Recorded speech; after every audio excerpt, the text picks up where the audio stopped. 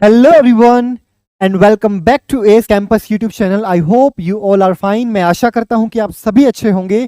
और आज S campus के यूट्यूब चैनल के ऊपर हम 8th क्लास की साइंस का बहुत इंपॉर्टेंट चैप्टर कवर करने वाले हैं। इस एक वीडियो के अंदर वन शॉट में हम सेल का जो चैप्टर है क्लास 8th का वो पूरा कवर करने वाले हैं।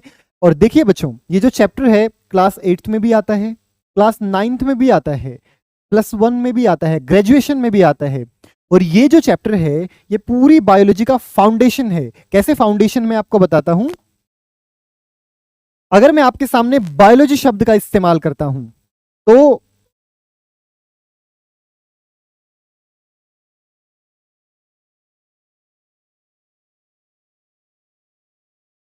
लॉजी का मतलब क्या है? स्टडी। बायो का मतलब क्या है? लिविंग। इसका मतलब लिविंग थिंग्स की, लिविंग ऑर्गेनिजम्स की स्टडी। और जब भी बच्चों हम लिविंग ऑर्गेनिजम्स की स्टडी करते हैं, हर लिविंग ऑर्गेनिज्म, चाहे वो प्लांट है, चाहे वो प्रोटोजोआ है, चाहे वो बैक्टीरिया है, चाहे वो एनिमल है, चाहे हम ह्यूमन बींग भी बाय द वे एनिमल की कैटेगरी में ही आते हैं। तो जितने भी लिविंग ऑर्गेनिजम्स हैं वो सब किससे मिलके बने हैं? सेल से मिलके बने हैं। तो यदि हमारे को लिविंग ऑर्गेनिजम्स की बायोलॉजी की स्टडी करनी है तो सेल की नॉलेज होना हमारे को बहुत जरूरी है। तो इसलिए ये चैप्टर जो है बच्चों, इसका काफी वेटेज होता है हर क्लास के अंदर, काफी इंपॉर्टेंट होता है ये चैप्टर। और बच्चे इसे बड़ा मुश्किल मानते हैं, लेकिन बच्चों मैं ये 100% गारंटी देता हूं, ये पूरी वीडियो देखने के बाद ये चैप्टर आपको बहुत इजी लगने लगेगा। और एक ही वीडियो में हम इस चैप्टर को बड़े अच्छे से कवर कर लेंगे। ये वीडियो देखने के बाद चाहे आप बच्चे ओलंपियाड कोई देते हैं, चाहे आप बच्चे कोई कॉम्पिटिटिव एग्जाम देते हैं, या फिर आपके स्कूल एग्जाम्स हैं, इस चैप्टर के जितने भी क्वेश्चंस हैं सब के सब क्वेश्चंस आपके क्लियर हो जाएंगे इस एक वीडियो से। तो स्टे ट्यून्ड। सभी बच्चे इस वीडियो को पूरा देखेंगे, कंप्लीट देखेंगे। तो सभी बच्चे जो जो वीडियो देख रहे हैं रफ कॉपी एंड पेन लेकर बैठेंगे, जो भी इंपॉर्टेंट पॉइंट लिखे उसे आप साथ की साथ लिखते जाएंगे। तो चलिए इसी के साथ हम शुरू करते हैं। सेल। देखिए बच्चों, जब भी हम सेल का डिस्कशन करते हैं तो आपके माइंड में क्या आता है? रिमोट का सेल। मैं दिखाता हूं आपको। जब भी हम सेल का डिस्कशन करते हैं तो आपके माइंड में कौन से वाला सेल आ जाता है? ये वाला सेल नहीं। सेल का मतलब क्या है? ये बच्चों बायोलॉजी का सेल है। बायोलॉजी का सेल भाई ये क्या होता है? जैसे जो नॉन लिविंग ऑर्गेनिजम्स हैं वो एटम से मिलकर बने हैं, ऐसे ही जितने भी लिविंग ऑर्गेनिजम्स हैं वो सेल से मिलकर बने होते हैं। तो बच्चों सबसे पहली जो चीज आती है हमारे माइंड में वो यही आती है कि सेल होती क्या है। क्योंकि हमें इस पूरे चैप्टर के अंदर सेल के बारे में स्टडी करनी है। सेल के फिर छोटे छोटे छोटे छोटे पार्ट्स भी होंगे सेल के अंदर, उनके बारे में स्टडी करनी है। लेकिन सबसे पहले हम यही जानते हैं कि सेल क्या होती है। ठीक है, ध्यान से देखते हैं।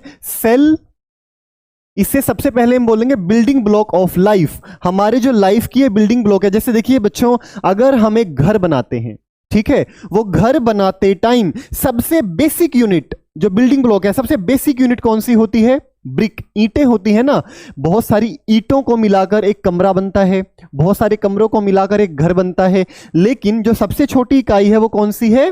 ईंट, ब्रिक। ऐसे ही जितने भी हमारे लिविंग ऑर्गेनिजम्स हैं उन सब के लिए जो बेसिक फंडामेंटल है वो किन से मिलकर बने हैं? सेल से मिलकर बने हैं। वो आगे हम थोड़ा डिटेल में देखेंगे, लेकिन अभी के लिए हम देखते हैं सेल जो है is the structural and functional unit of life. Life का मतलब क्या है बच्चों?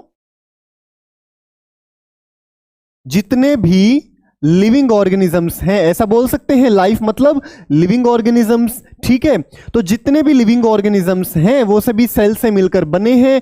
और जितने भी हमारी बॉडी के फंक्शंस हैं, चाहे वो एक्सक्रीशन है, चाहे वो डाइजेशन है, कोई भी हमारा डाइजेस्टिव सिस्टम है, जितने भी ऑर्गन्स हैं, तो सभी के सभी जो हमारी बॉडी के अंदर फंक्शन होते हैं, कोई भी फंक्शन है वो किसकी वजह से होता है? चाहे वो ब्लड का फ्लो है, चाहे वो मेटाबॉलिज्म है, चाहे कोई भी एक्टिविटी है हमारी बॉडी के अंदर, तो वो जो फंक्शन है वो किसकी वजह से परफॉर्म होते हैं? सेल की वजह से परफॉर्म होते हैं। और हमारी बॉडी का जो स्ट्रक्चर बनता है, किसी भी लिविंग ऑर्गेनिज्म की बॉडी का जो स्ट्रक्चर बनता है वो सेल से ही मिलकर बनता है। तो इसलिए हम सेल को क्या बोल देते हैं? एक तो स्ट्रक्चरल यूनिट ऑफ लाइफ, क्योंकि स्ट्रक्चर जो है लिविंग ऑर्गेनिजम्स का वो किससे मिलकर बनता है? सेल से मिलकर बनता है। और दूसरा functional unit of life. Functional क्यों? क्योंकि जितने भी फंक्शन जो है परफॉर्म होंगे वो किसकी वजह से परफॉर्म होंगे? हमारी बॉडी के अंदर सेल की वजह से परफॉर्म होंगे। इसको थोड़ा सा हम डिटेल में देखते हैं नेक्स्ट स्लाइड के अंदर। देखिए बच्चों, जो कोई भी लिविंग ऑर्गेनिज्म है, यहां पर आपको लिविंग ऑर्गेनिज्म दिख रहा है, अगर हम इसके बेस पर जाएं, अगर हम बिल्कुल शुरुआत से देखें तो ये लिविंग ऑर्गेनिज्म बना कैसे? सबसे पहले आती है सेल। बहुत सारी सेल्स को मिलाकर एक टिश्यू बनता है। बहुत सारी सेल्स को मिलाकर एक टिश्यू बनता है, ठीक है। बहुत सारे टिश्यूज को मिलाकर एक ऑर्गन बनता है। बहुत सारे टिश्यूज को मिलाकर एक ऑर्गन, भाई हमारा जो ब्रेन है, हमारी जो किडनी है, हार्ट है, ये सारे के सारे हमारे क्या हैं? ये हमारी बॉडी के ऑर्गन्स ही तो हैं। ये सारे ऑर्गन्स बने कैसे? बहुत सारे टिश्यूज को मिलाकर। ये टिश्यूज कैसे बने? बहुत सारी सेल्स को मिलाकर। अब सेल से टिश्यू, टिश्यू से ऑर्गन। अब जब बहुत सारे ऑर्गन्स एक साथ जुड़ जाते हैं तो हमारा पूरा का पूरा एक ऑर्गन का क्या बन जाता है? सिस्टम बन जाता है। जैसे हमारी बॉडी में डाइजेस्टिव सिस्टम है, उस डाइजेस्टिव सिस्टम के अंदर भी बहुत सारे ऑर्गन्स हैं। बहुत सारे ऑर्गन्स ने मिलकर हमारा डाइजेस्टिव सिस्टम बनाया है। और भी जितने सारे ऑर्गन सिस्टम है, रेस्पिरेटरी सिस्टम है, ठीक है। ये सारे के सारे जो सिस्टम हैं, ऑर्गन सिस्टम जो हैं, वो किन से मिलकर बने हैं? अलग अलग ऑर्गन्स से मिलकर बने हैं, ठीक है। और बहुत सारे जब ऑर्गन सिस्टम हम मिला देते हैं, इन सभी को मिलाकर एक पूरा का पूरा क्या बन जाता है? ऑर्गेनिज्म बन जाता है। ये हमारा पूरा एक ऑर्गेनिज्म है, लिविंग ऑर्गेनिज्म है। अब ये लिविंग ऑर्गेनिज्म बच्चों बना कैसे है? सबसे पहले क्या चीज आई है? वो क्या आई है? सेल आई है। तो इसीलिए सेल क्या है? Structural and functional unit of life. क्योंकि लाइफ की शुरुआत ही कहां से होती है? सेल से होती है, ठीक है। और बच्चों एक बात और आप याद रखेंगे, सेल की स्टडी को हम क्या बोलते हैं? साइटोलॉजी। लॉजी वर्ड आपको जहां पर भी दिखे ना, उसका मतलब क्या होता है? स्टडी। साइटो का मतलब सेल। सेल की स्टडी को हम क्या बोलते हैं? साइटोलॉजी। जैसे बायोलॉजी है, लॉजी मतलब स्टडी, बायो का मतलब लिविंग्स, मतलब लिविंग्स की स्टडी क्या होगी? बायोलॉजी होगी। जूलॉजी है, जू का मतलब एनिमल्स, लॉजी का मतलब स्टडी, ठीक है। तो एनिमल्स की स्टडी। तो बेटा साइटोलॉजी क्या होगी? The study of cell is called cytology, ठीक है। इस पूरे के पूरे चैप्टर में, ना केवल ये पूरा चैप्टर, बल्कि हमारी जितनी भी बायोलॉजी है, क्योंकि उसमें हमें किसके बारे में पढ़ना है? लिविंग ऑर्गेनिजम्स की ही तो स्टडी करनी होती है बायोलॉजी के अंदर। और लिविंग ऑर्गेनिजम्स की सबसे छोटी यूनिट कौन सी है? किस चीज से मिलकर लिविंग ऑर्गेनिजम्स बने हुए होते हैं? सबसे पहले शुरुआत कहां से होती है? वो होती है सेल से। तो इसलिए सेल की स्टडी बच्चों हर क्लास में हमारे को काम आती है, चाहे वो हमारी 9th क्लास है, चाहे वो हमारी 10th क्लास है, चाहे +1 +2 ग्रेजुएशन, जितनी भी क्लासेस हैं, हम बायोलॉजी पढ़ेंगे तो सेल की नॉलेज होना हमारे को बहुत जरूरी है। तो चलिए आगे हम चलते हैं। आपको सेल का पता लग चुका है। बहुत सारी सेल मिलकर एक क्या बनाते हैं? टिश्यू बनाते हैं। बहुत सारे टिश्यू मिलकर एक ऑर्गन, बहुत सारे ऑर्गन मिलकर एक ऑर्गन सिस्टम, और बहुत सारे ऑर्गन सिस्टम मिलकर एक क्या बनाते हैं? ऑर्गेनिज्म बना देते हैं। चलिए, सेल के बाद हमें यह पता लग चुका है बच्चों कि सेल क्या है। सेल जो है वो functional and structural unit of life है, ठीक है। मतलब सारे फंक्शन सेल परफॉर्म करेंगी और हर सेल का अलग अलग फंक्शन होगा। और जो स्ट्रक्चर जो बनेगा, ढांचा जो बनेगा हमारी बॉडी का, वो भी किन से मिलकर बना होगा? सेल से मिलकर बना होगा। अब जब अगर हम टाइम ट्रेवल करें, थोड़ा पीछे जाएं, समय को पीछे लेकर जाएं, तो बहुत सारे साइंटिस्ट ऐसे थे जिन्होंने सेल के बारे में अपनी अलग अलग थ्योरीज दी। किसी ने सेल की डिस्कवरी की, किसी ने न्यूक्लियस की डिस्कवरी की, किसी ने सेल के छोटे छोटे और पार्ट्स की डिस्कवरी की। तो कई बार एग्जाम के अंदर यहां से डायरेक्ट क्वेश्चंस पूछ लिए जाते हैं कि किस साइंटिस्ट ने डिस्कवरी की सेल की, किस साइंटिस्ट ने डेड सेल की डिस्कवरी की, किस साइंटिस्ट ने लिविंग सेल की डिस्कवरी की। तो हम यहां पर कुछ एक साइंटिस्ट देखेंगे जहां से कई बार एग्जाम में डायरेक्ट क्वेश्चन बन जाते हैं। तो चलिए, सबसे पहले जो हमारे साइंटिस्ट आते हैं वो है रॉबर्ट हुक। रॉबर्ट हुक कब आते हैं बच्चों? 1665 में। सबसे पहले रॉबर्ट हुक, ये हमारे रॉबर्ट हुक हैं, सबसे पहले रॉबर्ट हुक ने सेल के बारे में बताया। कैसे उसने सेल के बारे में बताया? उन्होंने एक ट्री लिया, एक ट्री, उसका नाम था ओक ट्री।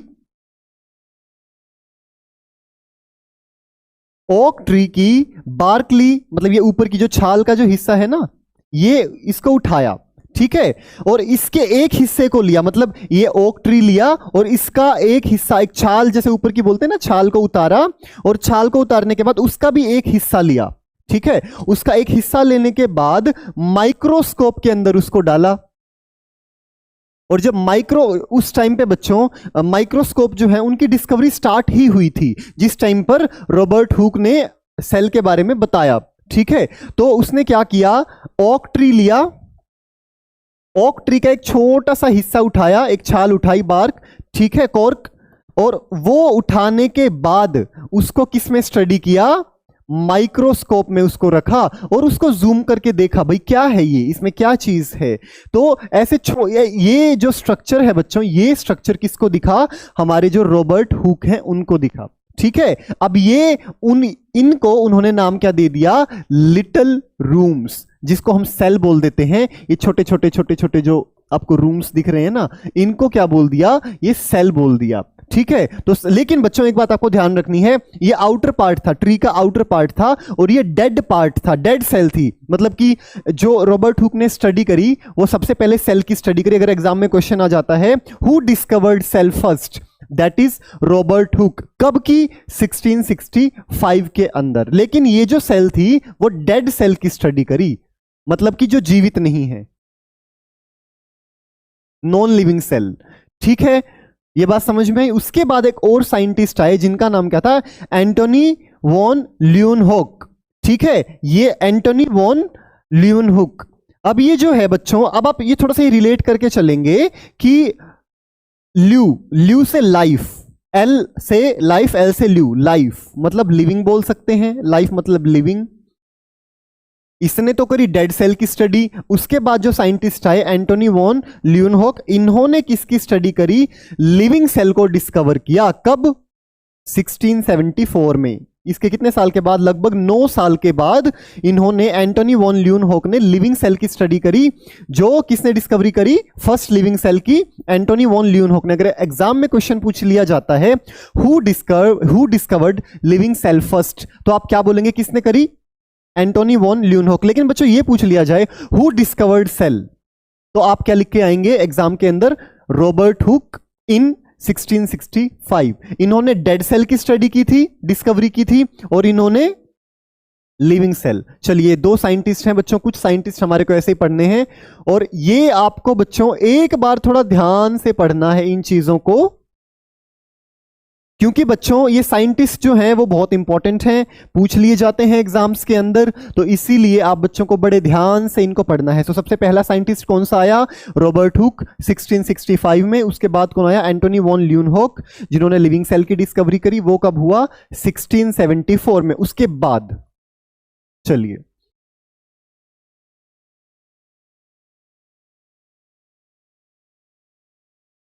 उसके बाद जो साइंटिस्ट आए रॉबर्ट ब्राउन। ये देखिए बच्चों, रॉबर्ट नाम था ना उस टाइम पे, बड़ा फेमस नाम था हम कह सकते हैं। तो रॉबर्ट ब्राउन एक साइंटिस्ट आए जिन्होंने किसको डिस्कवर किया? उन्होंने डिस्कवर किया न्यूक्लियस को। अभी ये न्यूक्लियस क्या होता है? ये सेल का ही एक पार्ट है, सेल की एक ऑर्गेनेल से। जैसे ये एक सेल है, इसके अंदर एक न्यूक्लियस होता है बच्चों, जो कि सेल का, जिसे हम ब्रेन बोलते हैं, क्योंकि इसके अंदर हमारा जेनेटिक मटेरियल होता है। इसको हम control centre of the cell भी बोलते हैं। तो सेल की डिस्कवरी किसने की थी? बताइए जल्दी से। रॉबर्ट हुक ने, ठीक है। लिविंग सेल की किसने की? एंटोनी वॉन ल्यूनहोक ने। अब थर्ड जो साइंटिस्ट आए वो कब आए? 1831 में, 1831 में साइंटिस्ट आए जिन्होंने न्यूक्लियस की डिस्कवरी की। चलिए, थर्ड साइंटिस्ट हमारे कौन से थे? रॉबर्ट ब्राउन, जिन्होंने किसकी डिस्कवरी की? न्यूक्लियस की। उसके बाद हमारे एक और साइंटिस्ट आते हैं, परकिंजी। परकिंजी ने क्या किया? उन्होंने एक टर्म दिया। वो कौन सा टर्म दिया? प्रोटोप्लाज्म। वो कब दिया? इसके 8 साल के बाद, 1839 में। अब ये प्रोटोप्लाज्म होता क्या है बच्चों? हमारी एक सेल है, उस सेल के अंदर बहुत सारी चीजें होती हैं, ठीक है। ये मान लीजिए ये हमारी सेल है, ठीक है, ये हमारा न्यूक्लियस है। इसके अंदर लिविंग मटेरियल भी होता है और नॉन लिविंग मटेरियल भी होता है, वो आगे हम पढ़ेंगे डिटेल में। सेल के अंदर लिविंग थिंग्स भी होंगी, नॉन लिविंग थिंग्स भी होंगी। तो जितनी भी हमारी सेल के अंदर लिविंग चीजें होंगी, ठीक है, लिविंग मटेरियल होगा, उस सब को मिलाकर हम क्या बोल देते हैं, प्रोटोप्लाज्म। इसमें नॉन लिविंग नहीं आएंगी, ठीक है। आगे हम पढ़ेंगे कि सेल के अंदर क्या लिविंग होता है, क्या नॉन लिविंग होता है, लेकिन अभी के लिए आप ये याद रखिए कि जो प्रोटोप्लाज्म है वो क्या है, सेल के अंदर का जो लिविंग कंटेंट है वो क्या होगा, वो क्या होगा बच्चों, प्रोटोप्लाज्म। और बच्चों प्रोटोप्लाज्म अलग होता है, साइटोप्लाज्म अलग होता है। कई बार बच्चे जो है डिफरेंशिएट नहीं कर पाते हैं। साइटोप्लाज्म इसके अंदर पड़ी हुई जेली लाइक स्ट्रक्चर होता है, किसके अंदर, सेल के अंदर, ठीक है। न्यूक्लियस के अंदर भी ये जेली लाइक स्ट्रक्चर होता है जिसको हम बोलते हैं न्यूक्लियोप्लाज्म। साइटोप्लाज्म के अंदर भी होता है साइटोप्लाज्म। लेकिन प्रोटोप्लाज्म क्या होगा, सेल के अंदर जितना भी लिविंग कंटेंट है उसको हम कलेक्टिवली क्या बोल देंगे, प्रोटोप्लाज्म। उसमें हमारा माइटोकॉन्ड्रिया भी है और जितने जितने भी लिविंग कंटेंट है, लिविंग ऑर्गेनिल्स हैं, वो सारी की सारी क्या आ जाएंगी, प्रोटोप्लाज्म के अंदर में आएंगी। तो हमारे थर्ड साइंटिस्ट कौन थे, रॉबर्ट ब्राउन, जिन्होंने न्यूक्लियस की डिस्कवरी की 1831 में, ये हमारे रॉबर्ट ब्राउन है। उसके बाद आए परकिंजी ने क्या किया, एक टर्म दिया, क्या टर्म दिया, protoplasm, living content of the cell. वो कब दिया बच्चों, इसके 8 साल के बाद 1839 में, ठीक है। चलिए बच्चों ये चीजें मैं समझता हूं क्योंकि देखो अभी आपकी 9th क्लास की शुरुआत है, आपको ना बहुत सारी चीजें जो है ऐसी मिलेंगी जो आप, कुछ चीजें आपको रटनी पड़ेंगी, कुछ चीजें आपको याद करनी पड़ेंगी, कुछ चीजें आपको समझनी पड़ेंगी।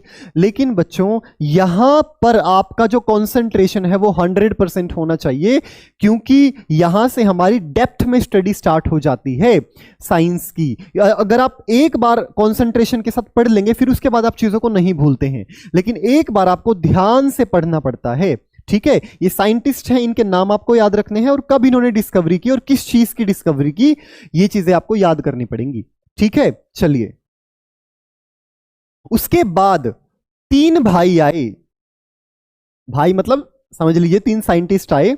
4 साइंटिस्ट हमने पहले पढ़े, 3 साइंटिस्ट हमने अभी हम पढ़ाई करेंगे। तो बच्चों आप सोच रहे होंगे आशीष सर कितने सारे साइंटिस्टों के बारे में आप हमें बताएंगे। देखिए बच्चों ये जो साइंटिस्ट हैं, अगर हम सेल की पढ़ाई कर रहे हैं, सेल की स्टडी कर रहे हैं, तो हमारे को पता होना चाहिए कि जो सेल की डिस्कवरी, सेल से रिलेटेड जो थ्योरीज दी हैं वो किन्होंने दी हैं, किसने, न्यूक्लियस को। केवल ये 7 साइंटिस्ट हैं जो आपको याद रखने हैं। तो आप सभी बच्चों अपना एक नोटबुक एंड पेन लेके बैठेंगे, नोटबुक एंड पेन लेकर बैठेंगे तो जो जो इंपॉर्टेंट पॉइंट्स आते जाएंगे उनको आप अपनी नोटबुक में नोट करते जाएंगे। और इस वीडियो के अंदर मैंने जितनी भी स्लाइड्स बनाई हैं, जितनी भी चीजें रिकॉर्ड की हैं बच्चों, वो सारी की सारी आपके एग्जाम पॉइंट ऑफ व्यू से बड़ी इंपॉर्टेंट हैं। चाहे वो आपका कोई ओलंपियाड है, चाहे वो आपका कोई कॉम्पिटिटिव एग्जाम है, उसका भी फाउंडेशन यहां से आपका तैयार होगा, चाहे वो फिर आपका स्कूल एग्जाम है, ठीक है, और चाहे वो आपका 10th क्लास के लिए बेस है, वो भी यहीं से स्टार्ट होगा, ठीक है। तो चलिए 1838 में बच्चों एक साइंटिस्ट आए जिनका नाम क्या था, मैथियस जैकोब शिलाइडन। इसको मैथियस शिलाइडन भी बोल सकते हैं, ठीक है। ये जो थे बच्चों, इन्होंने क्या स्टेटमेंट दी, जितने भी प्लांट्स हैं वो सेल से मिलके बने हैं। देखो लिविंग मैंने आपको बताया ना, लिविंग जो है वो तो मैंने आपको शुरुआत में ही बता दिया था कि जितने भी सॉरी कि जितने भी लिविंग ऑर्गेनिजम्स हैं, चाहे वो कोई बैक्टीरिया है, चाहे वो कोई प्रोटोजोआ है, अमीबा है, प्लांट्स हैं, एनिमल्स हैं, सबके सब किन से मिलके बने होंगे, सेल से मिलके बने होंगे। अब ये जो थे मैथ्यू शिलाइडन जो थे, वो बच्चों एक बॉटनिस्ट थे। क्या थे, बॉटनिस्ट। बॉटनिस्ट मतलब कौन होते हैं, जो प्लांट्स की स्टडी करते हैं, उनको हम क्या बोलते हैं, बॉटनिस्ट बोलते हैं, ठीक है। अब जाहिर सी बात है अगर ये बॉटनिस्ट थे तो ये किसकी स्टडी करेंगे, प्लांट्स की स्टडी करेंगे। तो इन्होंने बताया, क्या स्टेटमेंट दी, कि जितने भी प्लांट्स हैं वो किन से मिलके बने हैं, सेल्स से मिलके बने हैं। किसने बताया, ये मैथ्यू शिलाइडन ने। कब बताया, 1838 में। उसके बाद एक और साइंटिस्ट आते हैं,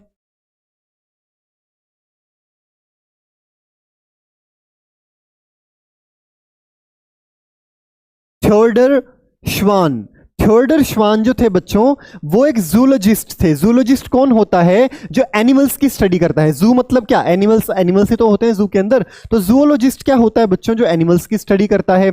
अब जो बोटनिस्ट थे, हमारे पिछले जो साइंटिस्ट थे, उन्होंने क्या बताया? सारे के सारे प्लांट्स जो हैं किनसे मिलकर बने होंगे?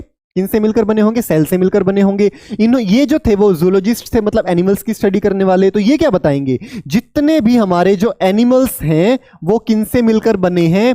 सेल्स से मिलकर बने हैं। लास्ट साइंटिस्ट ने हमें, मैथ्यू शेलाइडन ने क्या बताया था? सारे के सारे जो प्लांट्स हैं वो सेल से मिलकर बने हैं। इन्होंने, थियोडर श्वान ने क्या बताया? सारे के सारे जो एनिमल्स हैं वो सेल से मिलकर बने हैं।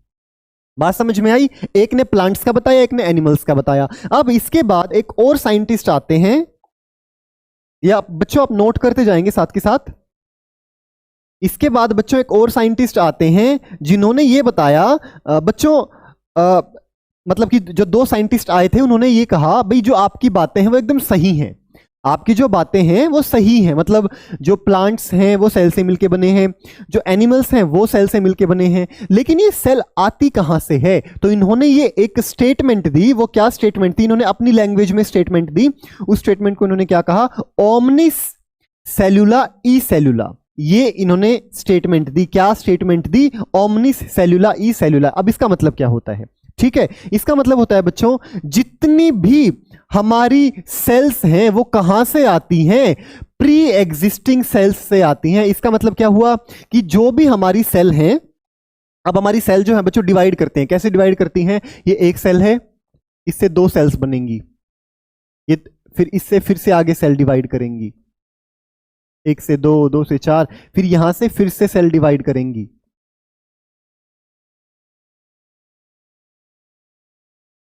अब देखिए इन्होंने क्या बताया बच्चों कि जितनी भी हमारी सेल्स है, मान लो ये सेल है, ये वाली सेल कहां से आई? ये पिछली सेल से ही तो आई ना। जब पिछले वाली सेल ने, प्री एग्जिस्टिंग सेल ने डिवाइड किया, डिवाइड करके दो सेल बनाई, तो वहीं से तो ये सेल आई। अब ये सेल डिवाइड करेगी तो ये आगे दो सेल बनाएगी, ये सेल डिवाइड करेगी, ये भी आगे दो सेल बनाएगी। यही बात हमारी किसने बताई? रुडोल्फ वर्शो ने।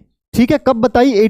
1855 के अंदर। ये बात आपको याद रखनी है बच्चों। रुडोल्फ वर्शो ने क्या बताया कि जो जितनी भी हमारी सेल्स हैं वो कहां से आई हैं? वो प्री एग्जिस्टिंग सेल्स ने जब डिवाइड किया, वहीं से हमारे को जो नई सेल्स मिली हैं। बात समझ में आई? तो तीनों साइंटिस्ट का आई थिंक आपको समझ में आ गया होगा। तो बस यहां पर हमारे साइंटिस्ट जो हैं वो खत्म होते हैं। तो हमारे को 7 जो साइंटिस्ट हैं उनकी स्टडीज याद रखनी है। सबसे पहले हमारे पास कौन थे? रॉबर्ट हुक, जिसने सबसे पहले सेल को डिस्कवर किया। लेकिन वो सेल कौन सी थी? नॉन लिविंग सेल थी। उसने क्या किया? ओक का एक ट्री लिया, उसकी छाल को लिया और उसका एक हिस्सा लेके माइक्रोस्कोप के अंदर स्टडी किया। तो ऐसे छोटे छोटे छोटे छोटे उसको रूम्स मिले, जिनको उसने क्या बोल दिया? सेल बोल दिया। सेल का मतलब क्या होता है? Little rooms. ठीक है, उसके बाद नॉन लिविंग सेल की तो स्टडी हो गई, अब लिविंग सेल की भी करनी है भाई। लिविंग सेल की किसने की? एंटोनी वॉन ल्यूनहोक ने। इसने लिविंग सेल की डिस्कवरी की, और वो कब की बच्चों? इसने 1674 के अंदर इन्होंने लिविंग सेल की। अगर एग्जाम में पूछ लिया जाए ना कि सेल की डिस्कवरी, तो आप बताओगे रॉबर्ट हुक, और लिविंग सेल की डिस्कवरी तो एंटोनी वॉन ल्यूनहोक। आ जाता है बच्चों कई बार एग्जाम के अंदर। फिर आए third scientist Robert brown. Robert brown ने क्या किया? न्यूक्लियस की स्टडी की, न्यूक्लियस को डिस्कवर किया 1831 में। आगे देखेंगे न्यूक्लियस होता क्या है, डिटेल में पढ़ाई करेंगे उसके बारे में। उसके बाद एक साइंटिस्ट आए परकिंजी। परकिंजी ने क्या किया? प्रोटोप्लाज्म टर्म दिया। प्रोटोप्लाज्म का मतलब क्या है? Living content of the cell. वो कब दिया? 1839 में। उसके बाद 3 साइंटिस्ट आए जिन्होंने सेल की थ्योरी दी। सबसे पहले कौन आए? मैथियस शेलाइडन या फिर मैथियस जैकोब शेलाइडन। कब आए? 1838 में। ठीक है, 1838 में उन्होंने कहा, ये एक बॉटनिस्ट थे, उन्होंने कहा कि सारे के सारे प्लांट सेल से मिलकर बने हैं। उसके बाद एक जूलॉजिस्ट आए जिनका नाम था थियोडर श्वान 1839 में, जिन्होंने कहा एनिमल्स जो हैं सारे के सारे सेल्स से मिलकर बने हैं। उसके बाद एक और साइंटिस्ट आए रुडोल्फ वर्शो। ये कब आए? 1855 के अंदर आए। इन्होंने क्या कहा? ओमनी सेल्यूला ई सेल्यूला, अपनी भाषा में। ठीक है, इसका मतलब क्या होता है कि जितनी भी हमारी सेल्स हैं वो आती कैसे हैं? वो जब हमारे पिछले वाली सेल जो हैं वो डिवाइड करती हैं, तो हमारी नई सेल्स बनती हैं। फिर अब ये नई सेल्स और ज्यादा डिवाइड करेंगी तो हमें और सेल्स मिलेंगे। सो ऑल एग्जिस्टिंग सेल्स, मतलब जितने भी सेल अभी एग्जिस्ट कर रही हैं, कम फ्रॉम, कहां से आती हैं? प्री एग्जिस्टिंग सेल, मतलब पिछले वाली सेल्स ही उन्हें बनाती हैं। ठीक है, नेक्स्ट, अब सेल की जो थ्योरी, इन 3 साइंटिस्ट ने हमारे को सेल की थ्योरी दी, वो सेल की थ्योरी कई बार बच्चों एग्जाम में पूछ ली जाती है। तो देखिए सेल की थ्योरी क्या है? ऑल लिविंग थिंग्स, जितनी भी लिविंग थिंग्स हैं, आर कंपोज्ड ऑफ सेल्स, वो सेल से मिलकर बनी है। Cells are basic structural and functional unit of life, cell जो है वो बेसिक स्ट्रक्चरल, मतलब स्ट्रक्चर जो है लिविंग ऑर्गेनिजम्स का, वो सेल से मिलकर बना है। फंक्शन जो भी परफॉर्म होते हैं किसी भी लिविंग ऑर्गेनिज्म की बॉडी में, वो सेल की वजह से परफॉर्म होते हैं। तो that's why cell are basic structural and functional unit of life. उसके बाद जो नई सेल्स होती हैं वो कहां से प्रोड्यूस होती हैं? प्री एग्जिस्टिंग सेल्स से, मतलब जो हमारी सेल्स पहले से हैं उन्हीं से आएंगी। अब ये थोड़ा सा हम सेल्स के बारे में बच्चों थोड़ा एक्स्ट्रा देख लेते हैं। कुछ आपको याद रखना है, जो ये वर्ड है सेल, वो कहां से डिराइव हुआ है? एक लैटिन वर्ड था जिसका नाम था सेल्यूला, जिसका मतलब क्या होता है? छोटे छोटे कमरे, लिटिल लिटिल रूम्स। ठीक है, अब भाई जब उन्होंने माइक्रोस्कोप से देखा हमारे रॉबर्ट हुक ने, तो कैसा स्ट्रक्चर आया था? ऐसा ही तो स्ट्रक्चर आया था, छोटे छोटे रूम्स ही निकल के आए थे। ये एक लैटिन वर्ड जो है सेल्यूला, वहां से हमारा सेल वर्ड आया है, जिसका मतलब होता है लिटिल रूम। ह्यूमन बॉडी के अंदर जो है वो कितने सेल होते हैं? मोर देन 200, मतलब 200 डिफरेंट काइंड ऑफ सेल्स। मतलब ऐसा नहीं है बच्चों सेल केवल एक ही टाइप का होता है, सेल अलग अलग टाइप्स के होते हैं, और ह्यूमन बॉडी के अंदर 200 टाइप्स ऑफ सेल्स होती हैं। ठीक है, हर एक सेल का अलग अलग फंक्शन, जैसे हमारी ब्लड सेल्स हैं उनका अलग फंक्शन है, हमारी जो किडनी की सेल्स हैं उनका फंक्शन अलग है। तो हर एक सेल का जो फंक्शन है वो अलग अलग होता है। सारी की सारी उनकी मूवमेंट, जैसे डाइजेशन है, मेमोरी है, साइट है, मूवमेंट है, जितने भी फंक्शन होंगे उसके लिए अलग अलग सेल बनी होंगी। अलग अलग सेल को काम बांट रखा है भाई, ये वाली सेल ये वाला फंक्शन परफॉर्म करेगी बॉडी के अंदर, ये सेल ये फंक्शन परफॉर्म करेगी बॉडी के अंदर। तो सभी सेल्स का जो फंक्शन है वो अलग अलग है, शेप भी उनकी अलग है। तो सेल क्या है? Structure and functional unit of life. उसके बाद बिल्डिंग ब्लॉक भी हम इसे बोल देते हैं सभी लिविंग ऑर्गेनिजम्स के लिए। और उसके बाद ये सबसे छोटी यूनिट है ऑफ लिविंग ऑर्गेनिजम्स। भाई सेल से नीचे नहीं है कुछ, सबसे पहले सेल आएगी, सेल के बाद फिर tissue, organ, organ system, organism, बस। ठीक है, चलिए इसको आप नोट भी कर सकते हैं। अब बच्चों हमने सेल का, हमारे को सेल का पता है, ये सेल जो है क्या एक ही टाइप की होती हैं? भाई सभी इंसानों के अंदर, पशुओं के अंदर क्या नंबर इनका सेम होता है? ठीक है, तो ये हमारे को देखना है। सेल जो है बच्चों, सेल जो है बहुत सारी टाइप की होती हैं। सेल के जो साइज हैं वो भी बहुत अलग अलग टाइप्स के हो सकते हैं। ठीक है, सेल का जो नंबर है ऐसा नहीं है कि सभी लिविंग ऑर्गेनिजम्स के अंदर, अगर मान लो किसी के अंदर 1 बिलियन सेल्स हैं तो सभी के अंदर 1 ही बिलियन सेल्स होंगी, किसी के अंदर 1 ट्रिलियन भी हो सकती हैं, और कोई कोई ऑर्गेनिज्म तो ऐसे भी होते हैं एक सेल का ही एक ऑर्गेनिज्म, एक सेल का ही एक ऑर्गेनिज्म। ठीक है, तो जो सेल का नंबर है वो वेरी करता है, मतलब नंबर जो है सेल का वो अलग अलग होता है अलग अलग ऑर्गेनिजम्स के अंदर। ठीक है, सेल की शेप, भाई ये मैंने सेल बना दी, ये न्यूक्लियस बना दिया, ये इसका साइटोप्लाज्म। ठीक है, और बीच बीच में छोटी छोटी सेल ऑर्गेनिल होंगी। तो क्या ऐसी सेल होती है सभी? नहीं, सेल का जो शेप है वो भी अलग अलग होते हैं, मतलब अलग अलग शेप की जो है वो सेल्स पाई जाती हैं। ठीक है, तो सेल का साइज अलग होगा, नंबर अलग होगा, शेप अलग होगा। अब हम इन तीनों के बारे में देखते हैं कि उनका साइज कैसा होगा, शेप कैसा होगा, नंबर कितना होगा। बस आप ये याद रखना कि सेल जो है उनके साइज सबके अलग होंगे, नंबर वो डिपेंड करता है ऑर्गेनिज्म कैसा है। किसी के अंदर एक ही सेल, किसी के अंदर millions, trillions, crores of cells, तो ये वेरी करेगा। और शेप, सभी सेल्स की जो शेप है वो अलग अलग होंगी। तो यदि मैं बात करूं सबसे पहले सेल के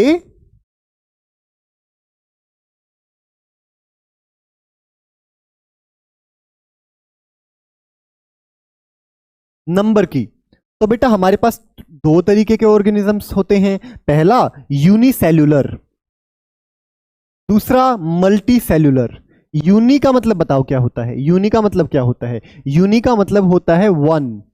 मल्टी का मतलब बताइए? मल्टी का मतलब क्या होता है? मैनी। अब देखो यहां से ही हमारे को आइडिया हो चुका है कि यूनिसेल्युलर ऑर्गेनिजम्स कौन से होते हैं, जो एक ही सेल का एक ऑर्गेनिज्म होता है। इनके अंदर टिश्यू नहीं होते हैं बच्चों, क्योंकि टिश्यू क्या होता है, ग्रुप ऑफ सेल्स। लेकिन ये ऑर्गेनिज्म तो एक ही सेल का मिलकर बना है। तो जितने भी हमारे बैक्टीरिया हैं वो कौन से जो ऑर्गेनिज्म है, यूनिसेल्युलर का मतलब क्या है, अगर कोई भी organism, if an organism is made up of a single cell, एक सिंगल सेल का ही बना है, this is called unicellular organism. मतलब एक ही सेल होगी उस ऑर्गेनिज्म के अंदर। इसका एग्जांपल क्या है, बैक्टीरिया हमारे जितने भी हैं वो यूनिसेल्युलर हैं, प्रोटोजोआ हैं, पैरामीशियम है, ये एग्जांपल किसके हैं, यूनिसेल्युलर के। अब मल्टी सेल्युलर ऑर्गेनिज्म, भैया हम नंबर पढ़ रहे हैं सेल का, सेल के नंबर जो हैं वो वेरी करेंगे अलग अलग ऑर्गेनिजम्स के अंदर। तो जो मल्टी सेल्युलर ऑर्गेनिजम्स हैं वे कौन से होंगे, ऐसे organism which are made up of more than one cell, मतलब उसमें एक से ज्यादा सेल लगी होंगी उस ऑर्गेनिज्म को बनाने के में, तो उसको हम क्या बोलेंगे, मल्टी सेल्युलर ऑर्गेनिजम्स बोलेंगे। मल्टी का मतलब मैनी, सेल्युलर का मतलब सेल। जो हमारे ह्यूमन बींग्स, जो हम हैं ह्यूमन बींग्स हैं, जितने भी एनिमल्स हैं, तो वो बच्चों क्या होंगे, हमारे मल्टी सेल्युलर ऑर्गेनिजम्स। तो ये सेल का नंबर जो है वो वेरी करेगा ऑर्गेनिज्म टू ऑर्गेनिज्म। तो सेल का नंबर हमें पता लग गया, ठीक है, डिफरेंट होता है अलग अलग ऑर्गेनिजम्स के अंदर। अब सेल का नंबर हमें पता लग गया, अब हम देखते हैं सेल की शेप। सेल की शेप क्या सभी में सेम होती है? जी नहीं, जो सेल की जो शेप होगी बच्चों वो भी अलग अलग होंगी, क्योंकि हमारी बॉडी में, इवन किसी भी लिविंग ऑर्गेनिज्म की बॉडी के अंदर अलग अलग सेल्स होंगे। तो हर सेल का फंक्शन अलग होगा, नंबर अलग होगा, तो शेप भी डेफिनेट सी बात है, शेप भी जो है वो अलग अलग होंगी। तो आपके सामने बहुत सारी जो है सेल की शेप दी गई है। ये देखिए, जैसे हमारा व्हाइट ब्लड सेल है, व्हाइट ब्लड सेल की शेप कैसी है, हमारा रेड ब्लड सेल है उसकी शेप कैसी है, हमारे जो बोन्स की जो सेल है, हमारी हड्डियों की जो सेल है वो कैसे स्पिंडल शेप की होंगी। हमारा जो स्पर्म सेल है, मेल का जो रिप्रोडक्टिव सेल जिसे बोलते हैं, वो इस शेप का होगा। पीछे फ्लैजिला होगा, यहां पे हेड होगा, ठीक है, ये टेल और ये मिडिल पार्ट, तो इसकी शेप भी अलग है। और जो हमारा ओवम है, फीमेल रिप्रोडक्टिव जो सेल है, उसकी भी शेप अलग होगी। वो कैसा होगा, स्फेरिकल होगा शेप के अंदर, ठीक है। हमारे इंटेस्टाइनल सेल्स हैं वो इस तरीके के होंगे। और जो हमारी नर्व सेल्स हैं, जो कि हमारी स्पाइनल कॉर्ड और हमारे ब्रेन के अंदर होती हैं, उनका जो शेप कैसा होगा, ब्रांच्ड एंड इलोंगेटेड। ब्रांच का मतलब छोटी छोटी ब्रांचेस हैं इसके अंदर, और इलोंगेटेड है ये शेप के अंदर, तो ब्रांच एंड इलोंगेटेड। तो ये सारे बच्चों जो सेल का जो शेप होगा वो अलग अलग शेप होगा। ये वेरी करेगा कि कौन सी सेल है, कौन सी सेल है। चलिए एक बार हम ये देखिए, जैसे हमारी ब्लड की सेल्स जो है देख लीजिए, हमारा जितना भी ब्लड है वो सारा किन से मिलके बना हुआ होता है, हमारी ब्लड सेल से मिलके बना हुआ होता है। हमारी बोन्स जितनी भी, हड्डियां जितनी भी होती हैं, वो कौन सी सेल से मिलके बनी है, बोन सेल से मिलके बनी है। तो बोन सेल का ये शेप है। उसके बाद हमारी जो मसल सेल्स हैं, ठीक है, हमारी जितनी भी मसल्स हैं वो किन से मिलके बनी हुई होती है, मसल सेल से। वो मसल सेल्स का शेप कैसा है, ये हमारी मसल सेल का शेप है। हमारी बॉडी में जितना भी फैट होता है वो फैट किससे मिलके बना होता है, हमारी जो फैट सेल्स होती हैं, ये हमारे फैट सेल्स का शेप है, ठीक है। हमारे जो नर्व सेल्स होते हैं वो देखिए, उनका ये शेप, जो कनेक्टेड होते हैं स्पाइनल कॉर्ड एंड ब्रेन के अंदर, उनका ये शेप होता है ब्रांच्ड एंड इलोंगेटेड। तो जितनी भी शेप्स होती हैं वो सारी की सारी शेप्स जो है वो अलग अलग होती हैं। और नेक्स्ट हमारे पास है शेप के बाद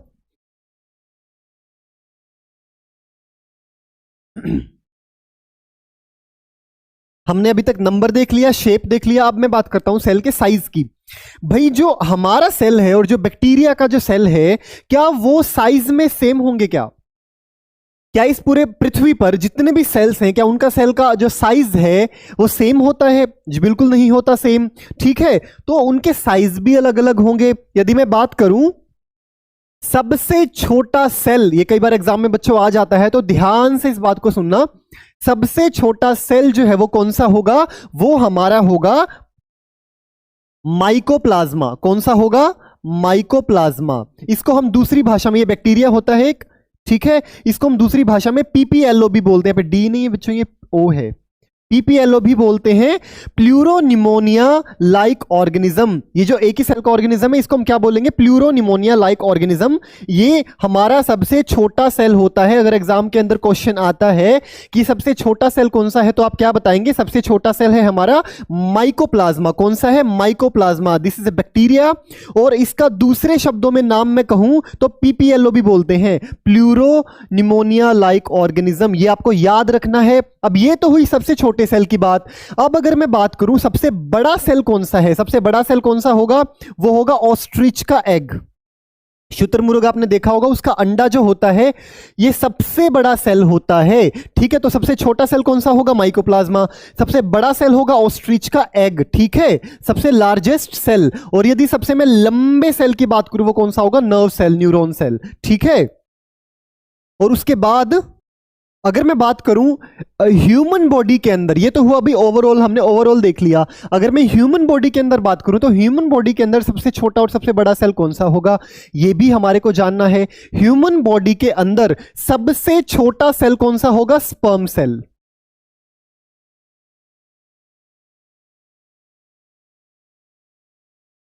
सबसे छोटा सेल, वन सेकेंड, सबसे छोटा सेल कौन सा होगा? Sperm cell.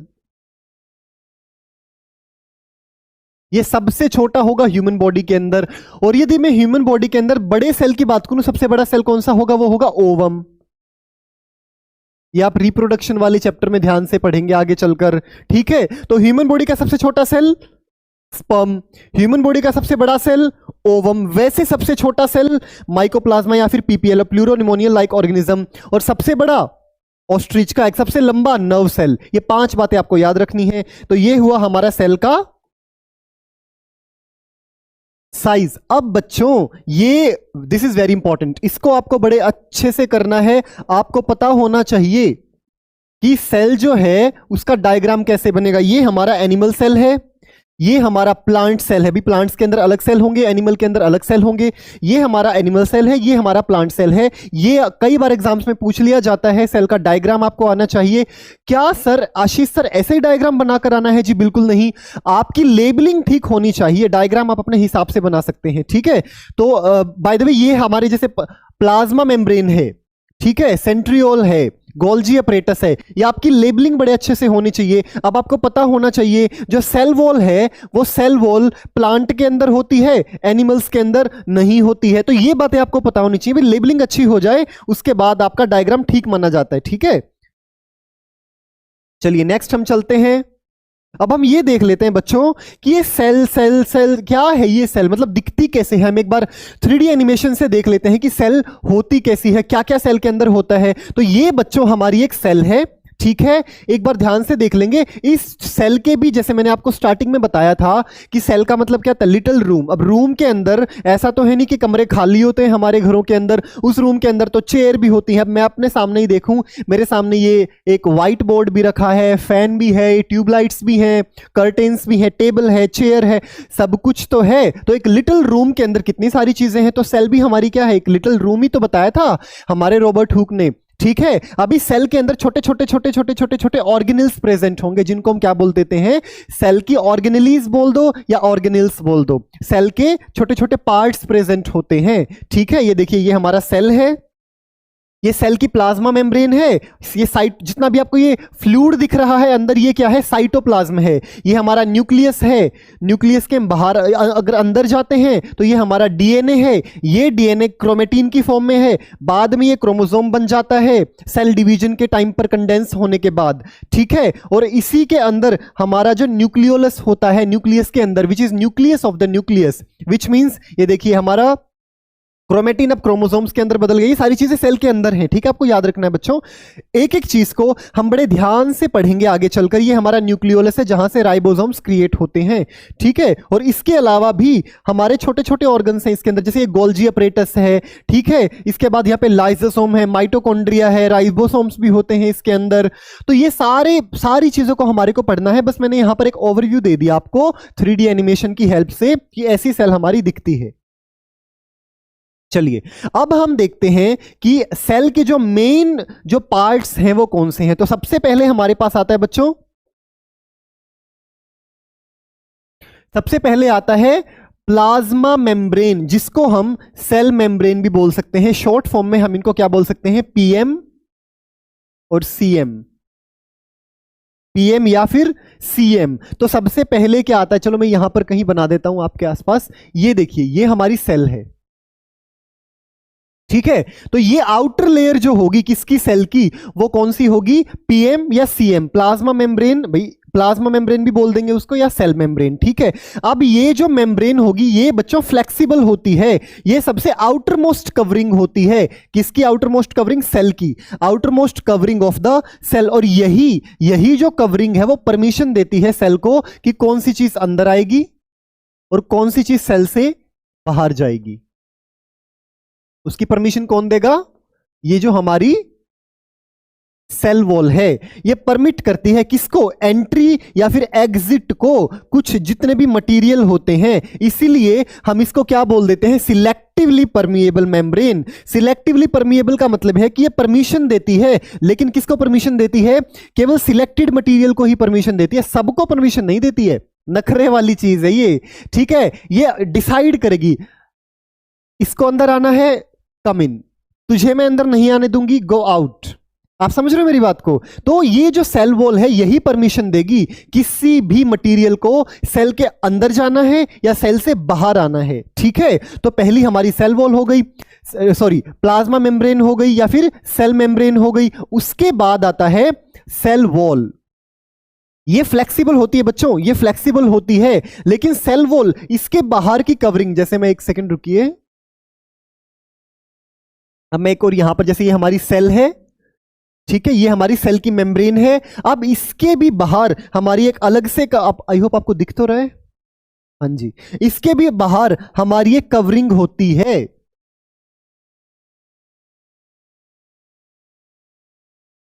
ये कवरिंग जो है इसको हम क्या बोलते हैं? सेल वॉल बोलते हैं। और ये सेल वॉल केवल किन के अंदर पाई जाती है? प्लांट्स के अंदर पाई जाती है, ठीक है। बैक्टीरिया फंजाई के अंदर भी हम आगे पढ़ेंगे, लेकिन ये एनिमल्स के अंदर नहीं होती है। जो हमारे जैसे जो एनिमल्स हैं उनके अंदर सेल वॉल नहीं होती है, उनके अंदर केवल क्या होती है? सेल मेम्ब्रेन या फिर प्लाज्मा मेम्ब्रेन, ठीक है। और ये सेल वॉल जो है केवल प्लांट्स के अंदर होगी, ये रिजिड होगी और ये आउटर मोस्ट कवरिंग होगी। किसके बाहर होगी? ये किसके बाहर? सीएम या पीएम, प्लाज्मा मेम्ब्रेन या फिर सेल मेम्ब्रेन के बाहर। ये सारा यहां पर लिखा हुआ, ठीक है। और ये केवल प्लांट्स के अंदर प्रेजेंट होगी। ये बात आपको याद रखनी है कि जो ये सेल वॉल है किसके अंदर? प्लांट्स के अंदर, और प्लाज्मा मेम्ब्रेन के जस्ट बाहर ये प्रेजेंट रहेगी। और रिजिड मतलब कठोर, एकदम कठोर होगी, ठीक है। उसके बाद आता है न्यूक्लियस। न्यूक्लियस बच्चों यहां पर प्रेजेंट होगा, मतलब यहां पर कहने का मतलब है सेल के अंदर प्रेजेंट होगा। और अंदर प्रेजेंट वो यहां पर भी हो सकता है, यहां पर भी हो सकता है, यहां पर भी हो सकता है, यहां पर भी हो सकता है, उसकी लोकेशन कहीं पर भी हो सकती है, ठीक है।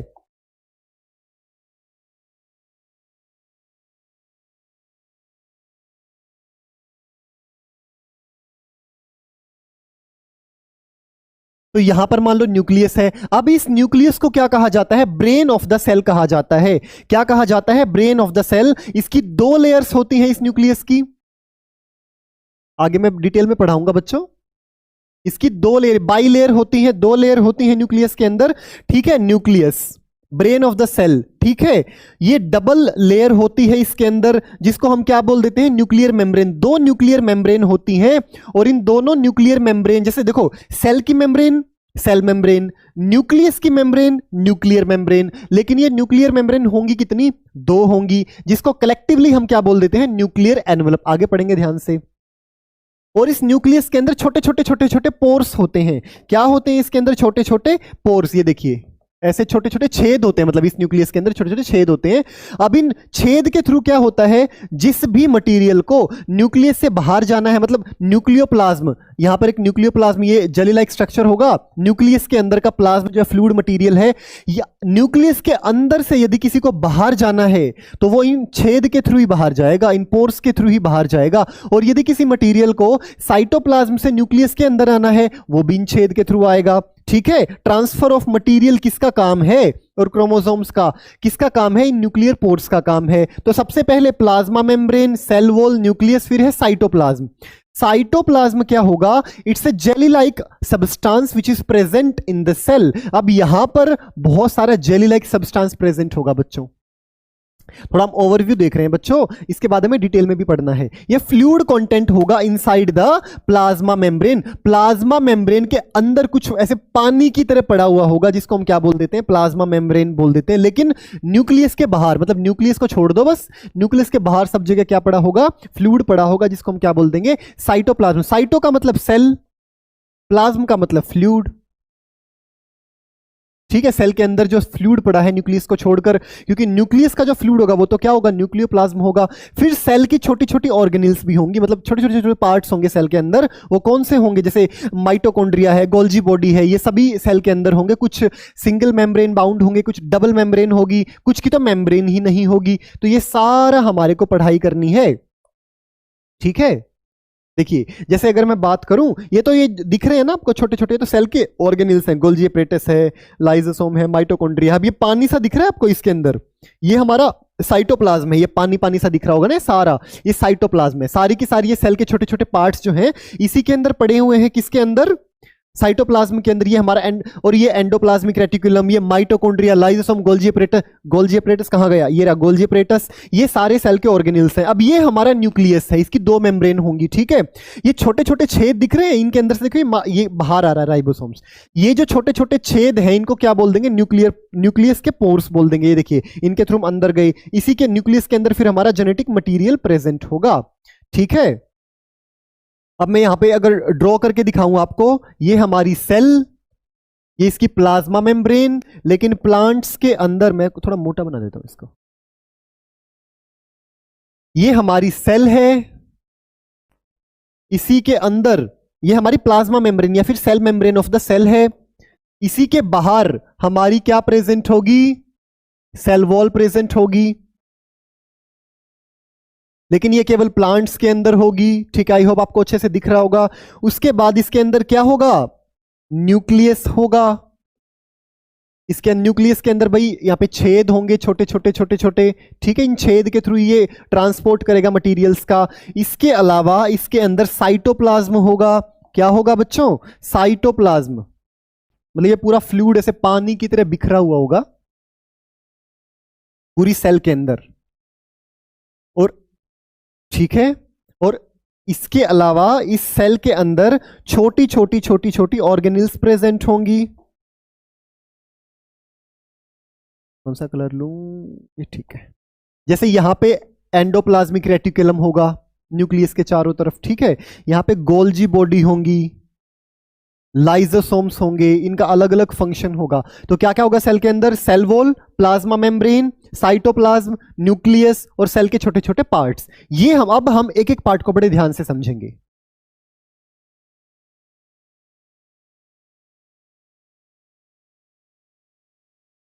सबसे पहले हम देखते हैं सेल वॉल को।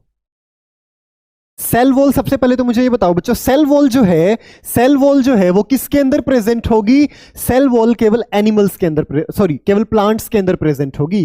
ठीक है, प्लांट्स, एनिमल्स के अंदर नहीं होगी। याद रखना, एनिमल्स के अंदर सेल वॉल नहीं होगी। ठीक है, अब ये जो सेल वॉल है ये नॉन लिविंग स्ट्रक्चर होता है। नॉन लिविंग का मतलब क्या? Dead part of the cell. ठीक है, ये नॉन लिविंग स्ट्रक्चर होता है और रिजिड मतलब कठोर होता है, एकदम कठोर होता है। जैसे हमारी सेल मेम्ब्रेन है वो तो थोड़ी सी फ्लेक्सिबल है, लेकिन ये एकदम कठोर होता है। और outer covering of plant cell के अंदर होगा, प्लांट सेल की आउटर कवरिंग होगी। और ये किससे मिलके बनी होगी? सेल्यूलोज से। किससे मिलके बनी होगी? सेल्यूलोज से। और ये स्ट्रक्चरल स्ट्रेंथ प्रोवाइड करता है किसी भी प्लांट को। स्ट्रक्चरल स्ट्रेंथ का मतलब क्या है? ताकत देता है किसी भी प्लांट के स्ट्रक्चर को, क्योंकि रिजिड है। अब रिजिड है तो एकदम पावर देगा ना उसको, रिजिड है तो क्या देगा? स्ट्रेंथ देगा। तो ये क्या करेगा? स्ट्रक्चरल स्ट्रेंथ प्रदान करेगा। किसको? प्लांट्स को या फिर प्लांट सेल को। ठीक है, और ये होगा कहां? प्लाज्मा मेम्ब्रेन के आउटसाइड प्रेजेंट होगा। आई होप आपको सेल वॉल समझ में आया होगा, विच इज रिजिड। ठीक है, सेल्यूलोज से बनी हुई, एनिमल्स के अंदर नहीं होगी और स्ट्रक्चरल स्ट्रेंथ देगी। किसको? हमारे प्लांट्स को।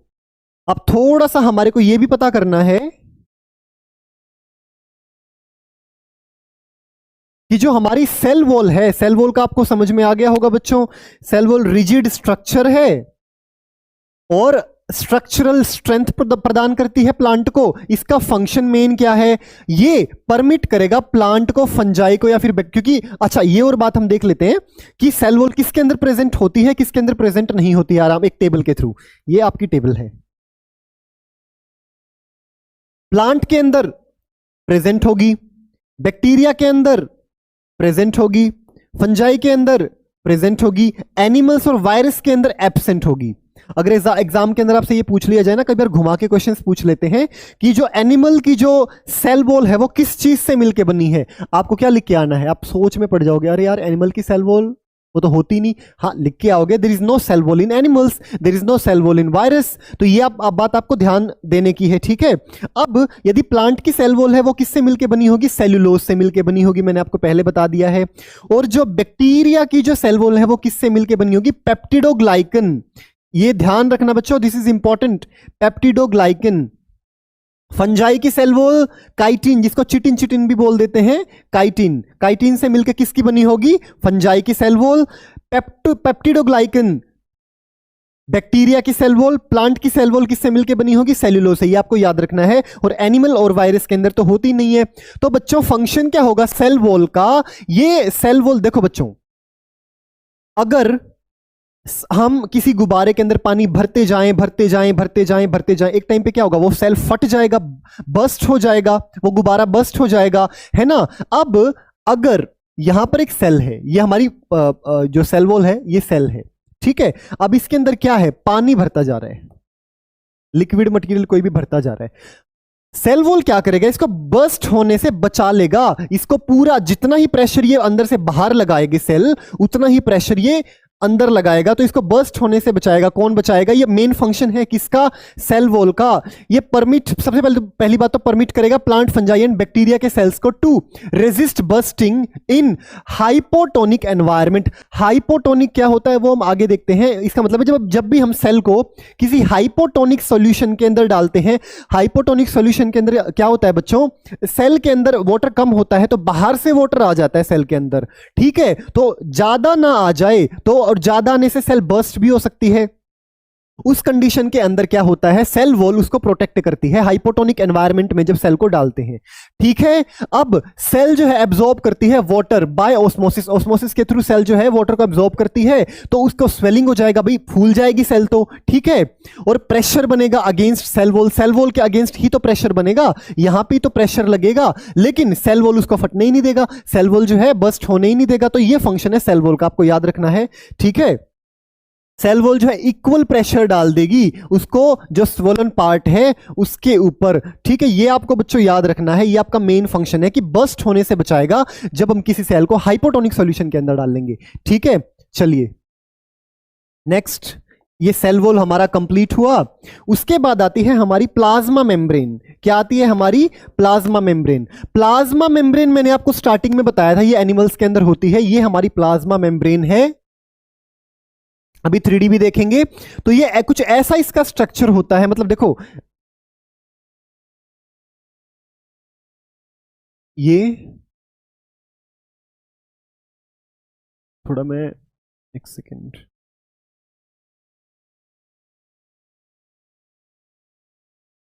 यहीं पर ही बना देता हूं। ये ऐसा कुछ स्ट्रक्चर, ऐसा कुछ स्ट्रक्चर होता है। यहां पे देखिए फोस्फोलिपिड बोलते हैं इसे, फोस्फेट एंड लिपिड किससे मिलकर बनी होती है, फोस्फोलिपिड से। फोस्फेट एंड, ये हमारा फोस्फेट है और ये हमारा लिपिड है। अब ये बहुत सारे मिलते जाएंगे, यहां पे एक और फोस्फोलिपिड बीच, ये देखिए यहां पे एक और फोस्फोलिपिड, तो ऐसे ये पूरी चेन बनती जाएगी। ये पूरी जो बनी हुई है ना यहाँ पे, ये ऐसे ही बनी है, ये देखो ऐसे, ठीक है। तो ये पूरी प्लाज्मा मेम्ब्रेन है ऐसे, ठीक है। अब इसके बारे में थोड़ा पढ़ाई करते हैं, स्टडी करते हैं। ये जो प्लाज्मा मेम्ब्रेन है ये आउटर मोस्ट कवरिंग होती है, किसकी आउटर मोस्ट कवरिंग, किसकी आउटर मोस्ट कवरिंग बच्चों, सेल की आउटर मोस्ट कवरिंग होती है, ठीक है। ये सेपरेट करती है सेल के, मतलब अगर मान लो इसमें सेल के अंदर सेल मेम्ब्रेन ना हो या फिर प्लाज्मा मेम्ब्रेन ना हो, तो सेल के अंदर का साइटोप्लाज्म है, न्यूक्लियस है, सेल के छोटे छोटे पार्ट्स हैं, वो सारा क्या होगा, सेल का जो बाहर का जो मटेरियल है और अंदर का मटेरियल है मिक्स हो जाएगा। मिक्स नहीं हो जाएगा तो उसको अलग कौन करके रखती है, सेल मेम्ब्रेन। उसको एक्सटर्नल जो एनवायरमेंट है उससे सेपरेट कौन करता है, सेल मेम्ब्रेन। ठीक है, इसको सिलेक्टिवली परमिएबल मेम्ब्रेन बोलते हैं, very important. Selectively permeable membrane क्यों बोलते हैं, ये अलाउ करती है एंट्री और एग्जिट को, किस मटेरियल को अंदर आने देना है, किस मटेरियल को अंदर नहीं आने देना है, वो कौन डिसाइड करेगा, ये प्लाज्मा मेम्ब्रेन अलाउ करती है एंट्री और एग्जिट को, कुछ मटेरियल के प्रिवेंट करती है movement of some material.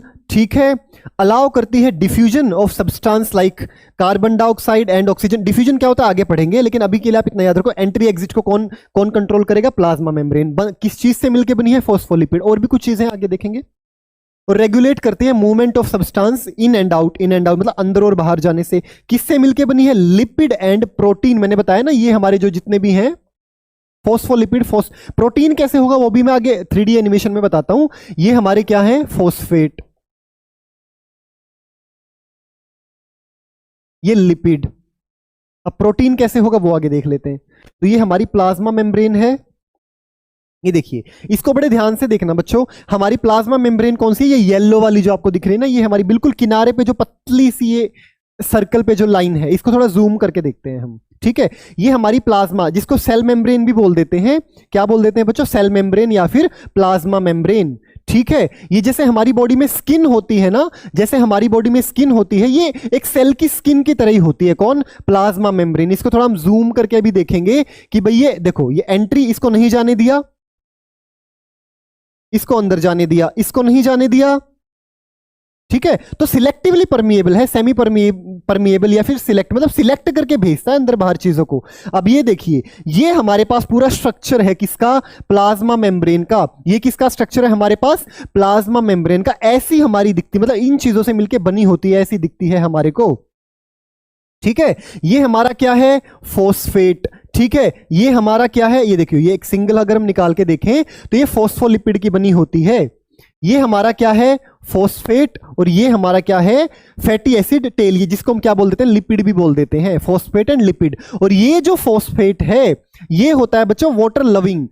I love water, मुझे पानी पसंद है। ठीक है, लेकिन ये होता है जो पानी को पसंद नहीं करता है, वाटर को पसंद नहीं करता है। ठीक है, तो ये जो है हाइड्रोफिलिक पार्ट है।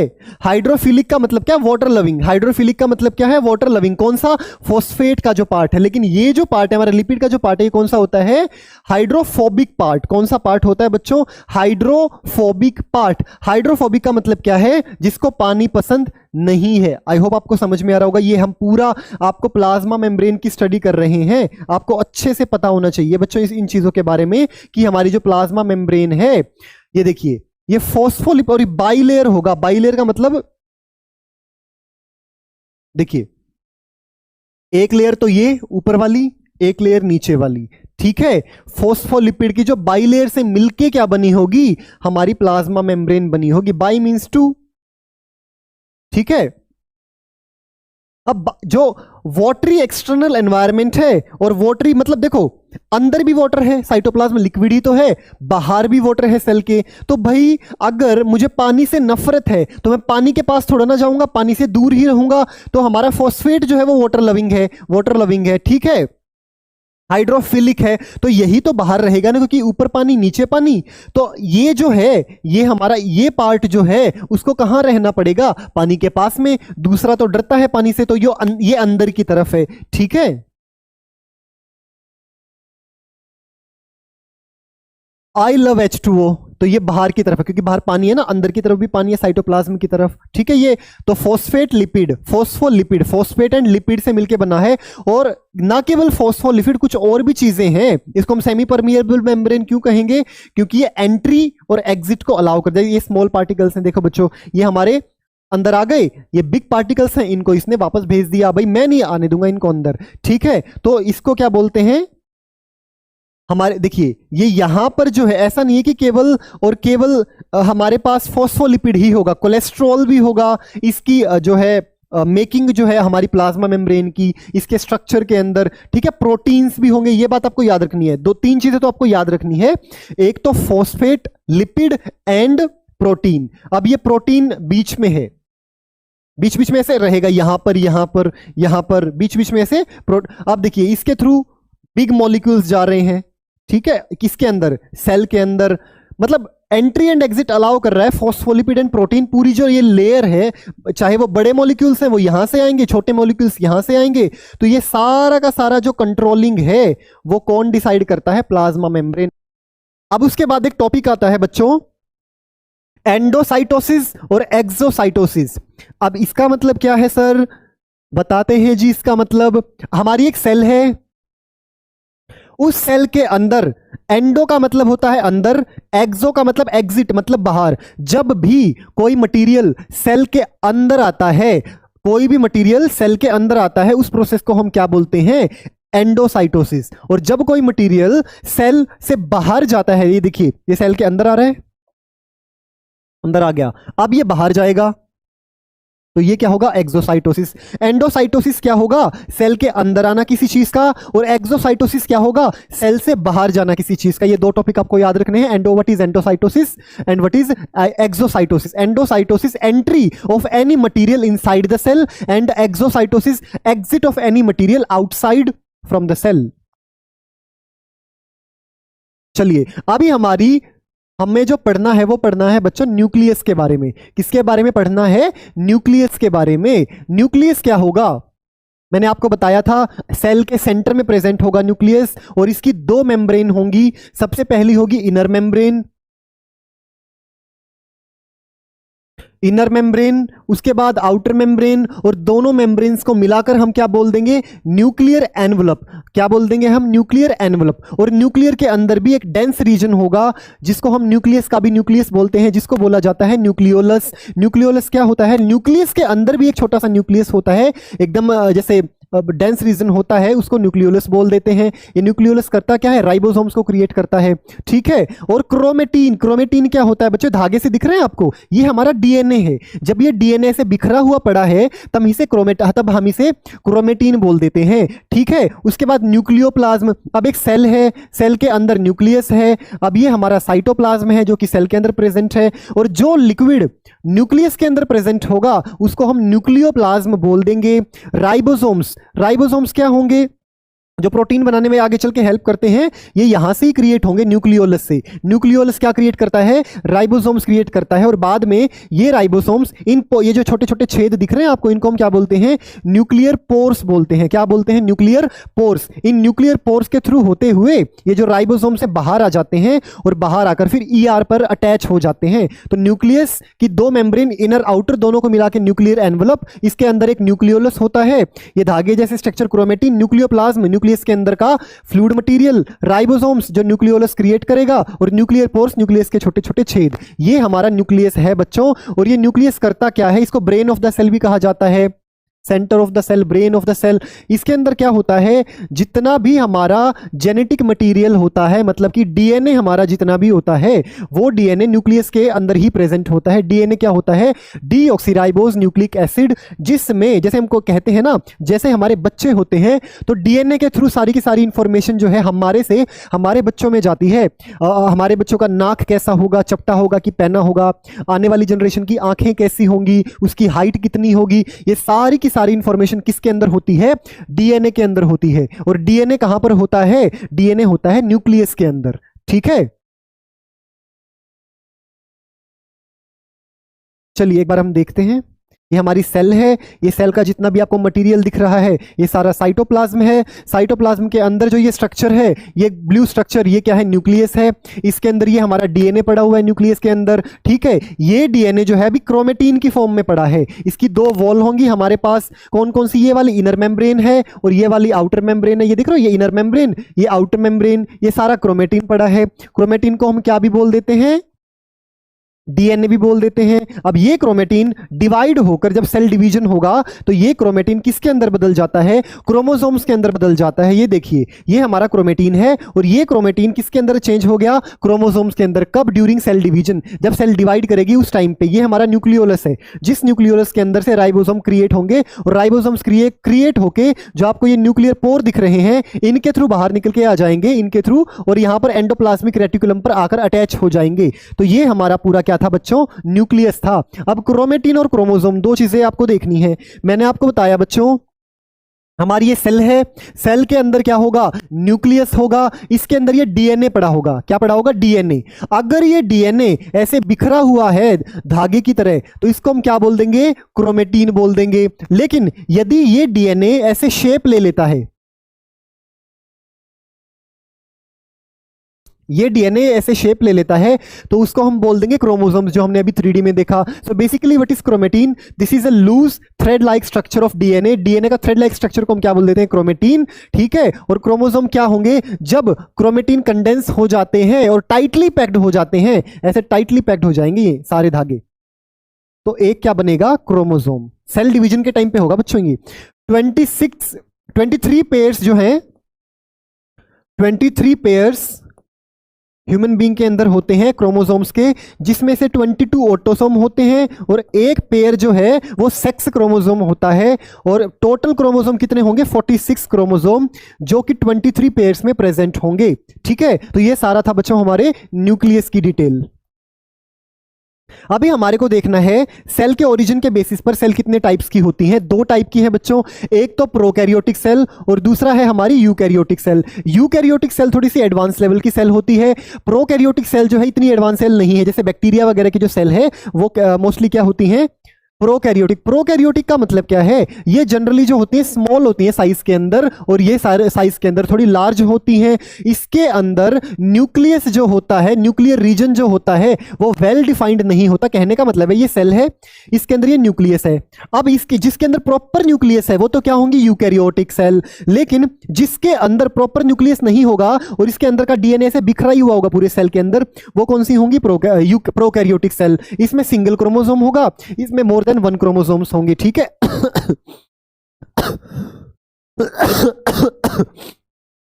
जो सेल होगी वो मेम्ब्रेन बाउंडेड होगी और ऑर्गेनिल्स जो है इसमें एब्सेंट होंगी। मतलब सेल मेम्ब्रेन तो होगी इसके अंदर, लेकिन जो सेल की छोटी छोटी ऑर्गेनिल्स, सेल के छोटे छोटे पार्ट्स जो होते हैं वो प्रोकैरियोटिक सेल में एब्सेंट रहेंगे। और इसमें जो है प्रॉपर तरीके से हमारे पास क्या होंगे? सेल के जो है ऑर्गेनिल्स होंगे। एक बार इसको 3D में देख लेते हैं बच्चों।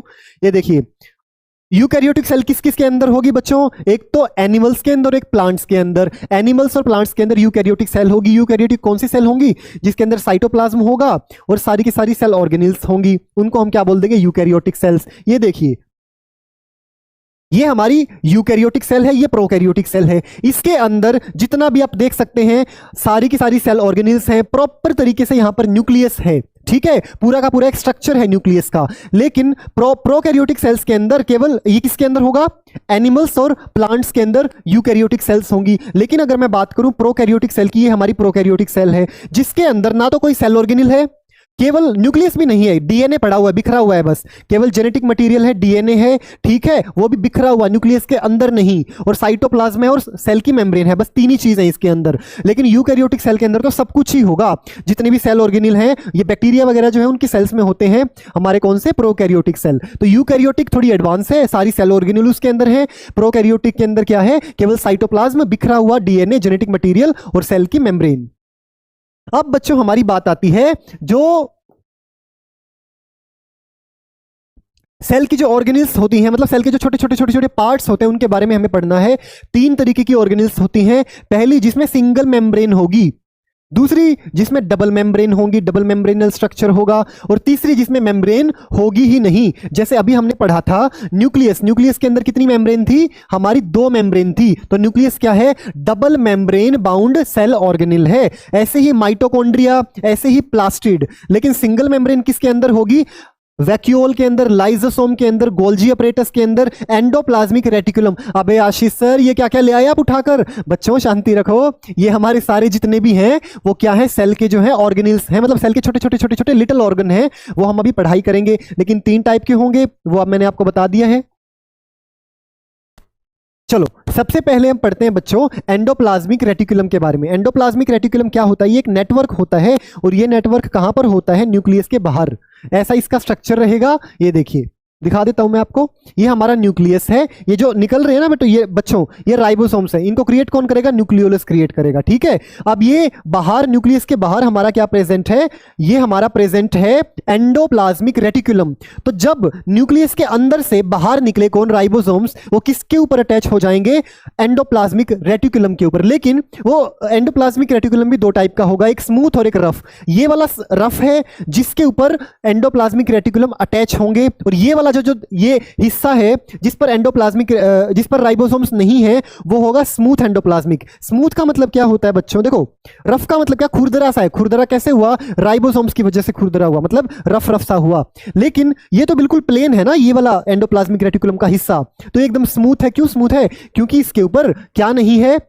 राइबोसोम्स नहीं है। ठीक है, एक बार देख लेते हैं बच्चों हमारा ईआर। एंडोप्लाज्मिक रेटिकुलम क्या है? ईआर, इसको हम शॉर्ट फॉर्म में बोल देते हैं। ये एक नेटवर्क है मेम्ब्रेन बाउंड ट्यूब्स का। ये छोटी छोटी ट्यूब्स जो होती है ना, इनका एक पूरा नेटवर्क है। कौन? Endoplasmic reticulum. और ये क्या करता है? इसके अलग अलग फंक्शंस होंगे, जैसे कि रफ एंडोप्लाज्मिक रेटिकुलम के अलग फंक्शन होंगे, स्मूथ एंडोप्लाज्मिक रेटिकुलम के अलग फंक्शन होंगे। सबसे पहले देख लीजिए रफ एंडोप्लाज्मिक को। इसको रफ क्यों बोलेंगे? क्योंकि उसके ऊपर राइबोसोम्स प्रेजेंट होंगे, और इसको प्रोटीन सिंथेसिस की साइट भी बोला जाता है, क्योंकि जो प्रोटीन का जो सिंथेसिस है वो कौन करता है? रफ एंडोप्लाज्मिक रेटिकुलम करता है। ठीक है, तो राइबोसोम्स जो आर हम इसको शॉर्ट फॉर्म में बोल देते हैं बच्चों, आर शॉर्ट फॉर्म में बोल देते हैं। तो रफ एंडोप्लाज्मिक रेटिकुलम रफ क्यों है? राइबोसोम्स की प्रेजेंस की वजह से। इसकी प्रोटीन सिंथेसिस में हेल्प करेगा, और ये लिपिड के प्रोडक्शन में हेल्प नहीं करेगा। ठीक है, और ये जो है इसका कोई रोल नहीं होगा एंजाइम और हार्मोन के सिंथेसाइज के लिए। ठीक है, और बॉडी में जो ड्रग्स की जो डिटॉक्सिफिकेशन होती है उसमें भी ये हेल्प नहीं करेगा। इसके ऑपोजिट जो स्मूथ एंडोप्लाज्मिक रेटिकुलम है, इसका सरफेस कैसा होता है? स्मूथ होता है, क्योंकि इस पर क्या थे? हमारे राइबोसोम्स अटैच थे। इस पर हमारे राइबोसोम्स अटैच नहीं है। ठीक है, ये प्रोटीन की सिंथेसिस करेगा, और ये प्रोटीन की सिंथेसिस में कोई हेल्प नहीं करेगा। ये लिपिड की सिंथेसिस नहीं करेगा, ये लिपिड को सिंथेसाइज करेगा। देखिए, ये तो करेगा प्रोटीन की सिंथेसिस, और ये करेगा लिपिड की सिंथेसिस। कौन? स्मूथ लिपिड की करेगा, रफ प्रोटीन की करेगा। उसके बाद ये एंजाइम और हार्मोन के सिंथेसाइज में हेल्प नहीं करेगा, लेकिन इसका फंक्शन होता है किसके अंदर? एंजाइम और हार्मोन के प्रोडक्शन के अंदर। ठीक है, और ये जो है हमारी बॉडी में जितने भी ड्रग्स होते हैं ना, उनके डिटॉक्सिफिकेशन में भी, उनको बाहर निकालने में, इनको डिटॉक्सिफाई करने में स्मूथ एंडोप्लाज्मिक रेटिकुलम जो है वो हेल्प करता है, लेकिन उसमें रफ एंडोप्लाज्मिक रेटिकुलम हेल्प नहीं करता है। ये पूरा जो है बच्चों आपका क्या था? Endoplasmic reticulum. अब देख लेते हैं पूरी वीडियो। ये देखिए, यहां से राइबोसोम्स निकले, कहां से? न्यूक्लियोलस के थ्रू बाहर निकले, न्यूक्लियोलस से न्यूक्लियोप्लाज्म में आए, फिर न्यूक्लियस के थ्रू बाहर निकले, अटैच हो गए। जहां पर अटैच हुए इस पार्ट को हम क्या बोल देंगे? Rough endoplasmic reticulum. और जहां पर अटैच नहीं है राइबोसोम्स, उसको हम क्या बोल देंगे? Smooth endoplasmic reticulum. जो रफ एंडोप्लाज्मिक रेटिकुलम है वो क्या करेगा? क्या किस चीज को सिंथेसाइज करेगा? प्रोटीन को सिंथेसाइज करेगा। ठीक है, ये यहां पर प्रोटीन्स को बनाएगा, वेसिकल्स की फॉर्म में उनको बनाकर निकाल देगा, उनको गोल्जी अपरेटस के पास भेज देगा पैकेजिंग के लिए। तो प्रोटीन कौन बनाएगा? आर मतलब रफ एंडोप्लाज्मिक रेटिकुलम। ठीक है, वेसिकल्स की फॉर्म में ये निकल के कहां पर जाएंगे? गोल्जी अपरेटस तक जाएंगे, और वहां पर इन पर कुछ और चीजों की पैकेजिंग होगी गोल्जी अपरेटस में। देखो, रफ से निकल के जा रहे हैं। ठीक है, स्मूथ एंडोप्लाज्मिक रेटिकुलम नहीं करेगा। स्मूथ एंडोप्लाज्मिक रेटिकुलम केवल लिपिड्स को सिंथेसाइज करेगा। ठीक है, और बॉडी की जो डिटॉक्सिफिकेशन है वो करेगा स्मूथ एंडोप्लाज्मिक रेटिकुलम। तो ये हमारा था एंडोप्लाज्मिक रेटिकुलम। नेक्स्ट हमारा आता है माइटोकॉन्ड्रिया। माइटोकॉन्ड्रिया को हम power house of the cell भी बोलते हैं। क्या बोलते हैं बच्चों? Power house of cell. ठीक है, क्या बोलते हैं? Power house of cell. ये हमारा माइटोकॉन्ड्रिया है। ये भी डबल मेम्ब्रेन बाउंड है, इसकी भी दो मेम्ब्रेन होती हैं, एक आउटर मेम्ब्रेन, ठीक है, और एक इनर मेम्ब्रेन, जिसको हम क्या बोलते हैं? क्रिस्टे। क्रिस्टे कौन सी? ये वाली जो लेयर है, इसको हम क्या बोलते हैं? क्रिस्टे। ये पावर देता है पूरी सेल को। भाई, जिस सेल को ज्यादा पावर की जरूरत है उसको ज्यादा माइटोकॉन्ड्रिया चाहिए। क्यों? क्योंकि माइटोकॉन्ड्रिया ही तो पावर जनरेट करता है। किस फॉर्म में करता है? एटीपी की फॉर्म में, सेलुलर रेस्पिरेशन के टाइम पर। ठीक है, और ये बाहर से कैसा होगा? ऐसा होगा, ये स्ट्रक्चर होगा, और अंदर से कैसा होगा? फोल्डेड, ऐसे फोल्ड किया हुआ होगा। ठीक है, mitochondria. What is the function of mitochondria? This is the powerhouse of the cell. In the form of ATP it will provide energy to the cell, ठीक है, एटीपी की फॉर्म में। और इसको सेल की जो है एनर्जी करेंसी भी कहा जाता है। किसकी एनर्जी करेंसी कहा जाता है? सेल की। किसको? माइटोकॉन्ड्रिया को। ये एटीपी प्रोड्यूस करेगा, ठीक है, सेल्यूलर एक्टिविटी में जो काम आएंगे और मैकेनिकल वर्क के अंदर। और ये किस चीज को प्रोसेस करेंगे? ये अपना ओन डीएनए प्रोसेस करते हैं। और ribosomes enabling protein synthesize, protein synthesis के लिए इनके पास अपना खुद का क्या होगा? डीएनए और राइबोसोम्स होगा। तो ये हमारा क्या था बच्चों? माइटोकॉन्ड्रिया था। उसके बाद माइटोकॉन्ड्रिया का हम 3D एनिमेशन देख लेते हैं। ये हमारा माइटोकॉन्ड्रिया है, क्रिस्टे है जो बीच में आपको दिख रहा है, और इसके अंदर ही क्या होगा? राइबोसोम्स भी होगा, इसका खुद का डीएनए भी होगा। और यही क्या करेगा? हमारे पूरी की पूरी सेल को क्या देगा? पावर देगा। कौन? Mitochondria in the form of ATP, adenosine triphosphate, ठीक है। चलिए, उसके बाद हमारे को देखना है, चलिए अभी जो हमारा नेक्स्ट टॉपिक है वो कौन सा है? Golgi apparatus. कौन सा है? Golgi apparatus. अब ये क्या है भाई? मैंने आपको बताया था बच्चों कि जो हमारे राइबोसोम्स है वो कहां से क्रिएट होंगे? न्यूक्लियोलस से क्रिएट होंगे। न्यूक्लियोलस से क्रिएट होने के बाद वो कहां पर जाएंगे? रफ एंडोप्लाज्मिक रेटिकुलम पर जाएंगे। रफ एंडोप्लाज्मिक रेटिकुलम पर प्रोटीन बनने के बाद वो प्रोटीन जो है वो कहां पर जाएंगे? गोल्जी अपरेटस में जाएंगे, ठीक है। और यहां पर ये जो गोल्जी अपरेटस है उनकी क्या करेगा? पैकेजिंग करेगा। क्या करेगा? उनकी पैकेजिंग करेगा और उन पर कुछ और चीजें अटैच कर देगा। देखिए हम क्या क्या होता है इसके अंदर।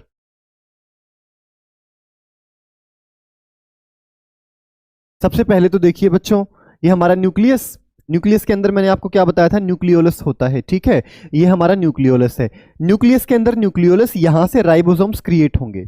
ये देखिए यहां से कुछ एक सेल ऑर्गेनेल्स के पास अपने खुद के भी राइबोसोम्स होते हैं, लेकिन अदरवाइज नहीं है, तो यहां से राइबोसोम्स क्रिएट होंगे, न्यूक्लियर पोर्स के थ्रू बाहर निकलेंगे, रफ एंडोप्लाज्मिक रेटिकुलम पर आएंगे। इनको राइबोसोम्स जो है हमारे प्रोटीन फैक्ट्री भी होते हैं। और रफ एंडोप्लाज्मिक रेटिकुलम पर आने के बाद वहां से प्रोटीन बनकर कहां पर जाएंगे? गोल्जी अपरेटस के अंदर जाएंगे। कैसे जाएंगे वो देख लीजिए।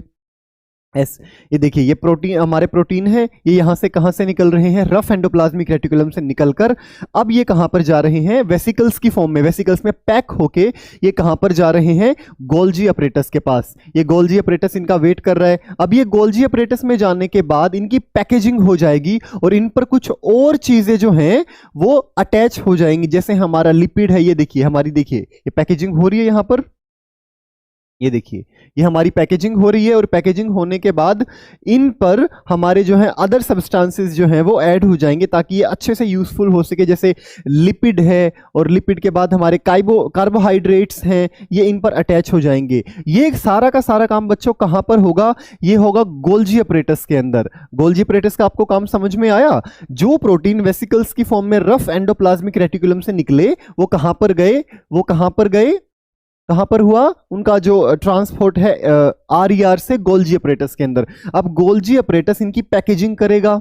पैकेजिंग करने के बाद इन पर कुछ और सब्सटेंसेस को अटैच करेगा, और सब्सटेंसेस को अटैच करने के बाद इनको कुछ टाइम के लिए स्टोर भी करके रखेगा अपने अंदर।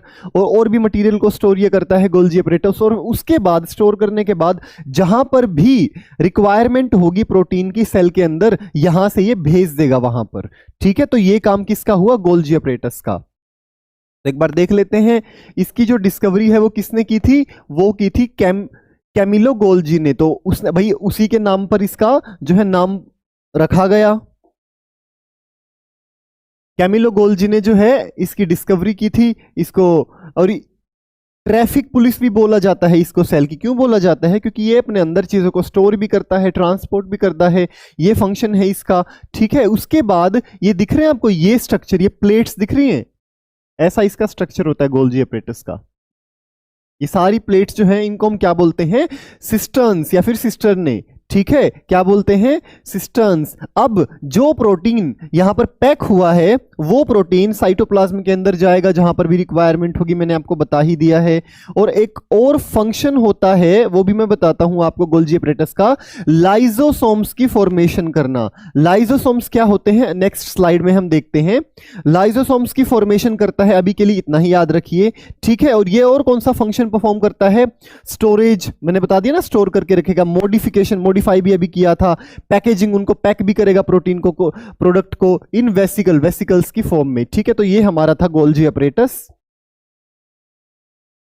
उसके बाद है हमारा लाइजोसोम। लाइजोसोम क्या होता है बच्चों, इसको हम सुसाइडल बैग भी बोलते हैं, किसका, सेल का। सेल के अंदर जो भी गंदगी है, जो भी अनवांटेड मटेरियल है, कुछ भी कमी आ जाती है, कोई भी वेस्ट मटेरियल है, तो ये लाइजोसोम्स होते हैं जो उसको इनके अंदर एंजाइम्स होते हैं लाइजोसोम्स के अंदर, तो जो भी वेस्ट मटेरियल होगा उस सारे के सारे वेस्ट मटेरियल को ये जो लाइजोसोम्स के अंदर एंजाइम्स हैं वो डाइजेस्ट कर लेते हैं। तो इसलिए इसको वेस्ट डिस्पोजल सिस्टम भी कहा जाता है, क्योंकि ये कोई भी फॉरेन मटेरियल होता है जो अच्छा नहीं होता है सेल के लिए, उसको ये क्या कर देते हैं, एक तो वार्निंग देते हैं और बाद में उसका सफाया भी कर देते हैं। ठीक है, क्यों, क्योंकि इसके अंदर पावरफुल जो है एंजाइम्स होते हैं।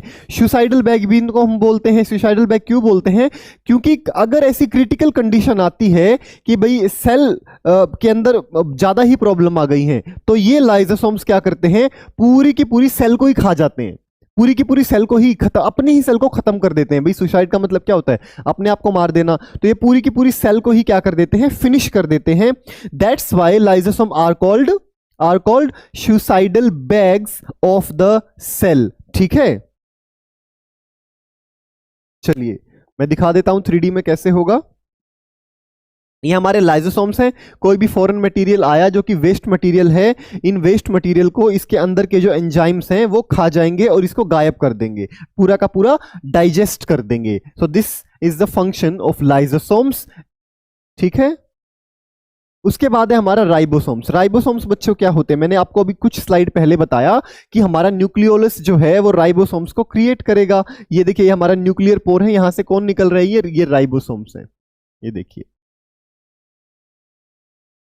इनको हम प्रोटीन फैक्ट्री भी कहा जाता है, क्योंकि प्रोटीन को बनाने में सबसे पहला जो स्टेप जो होता है, सबसे पहली जो नीड होती है वो किस चीज की होती है, राइबोसोम्स की होती है। इनके पास अपनी मेम्ब्रेन नहीं होती। इनके पास, आपको मेम्ब्रेन दिख रही है, तो इनके पास अपनी खुद की मेम्ब्रेन नहीं होती है, मेम्ब्रेन लेस सेल ऑर्गेनिल है।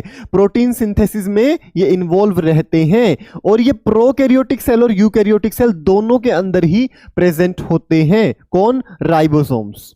कहां से क्रिएट होंगे, कुछ सेल ऑर्गेनिल्स के पास तो पहले से ही प्रेजेंट होंगे, और नहीं तो फिर न्यूक्लियोलस इनको क्रिएट कर देगा, और क्रिएट करने के बाद न्यूक्लियर पोर्स के थ्रू इनको कहां पर भेज देगा, रफ एंडोप्लाज्मिक रेटिकुलम के पास भेज देगा। ठीक है, देखिए ये न्यूक्लियोलस है, यहां से राइबोसोम्स क्रिएट हुए और यहां से क्रिएट होने के बाद ये कहां पर जाएंगे, रफ एंडोप्लाज्मिक रेटिकुलम पर। वहां से वेसिकल्स की फॉर्म में कहां पर जाएंगे, गोल्जी अपरेटस के अंदर। ठीक है, फिर है हमारा प्लास्टिड। देखिए बच्चों, पी से प्लास्टिड और पी से प्लांट, ये आप याद रखना। प्लास्टिड जो होते हैं हमारे प्लांट्स के अंदर होते हैं। क्या करते हैं ये प्लास्टिड, आपने प्लांट्स के अंदर जितने भी कलर्स देखे हैं ना, जितने भी कलर्स देखे हैं वो किन की वजह से होते हैं, प्लास्टिड की वजह से ही होते हैं। किन की वजह से होते हैं, प्लास्टिड की वजह से। ये प्लास्टिड 3 टाइप्स के होते हैं, एक तो है क्रोमोप्लास्ट, दूसरा क्लोरोप्लास्ट, तीसरा ल्यूकोप्लास्ट। ये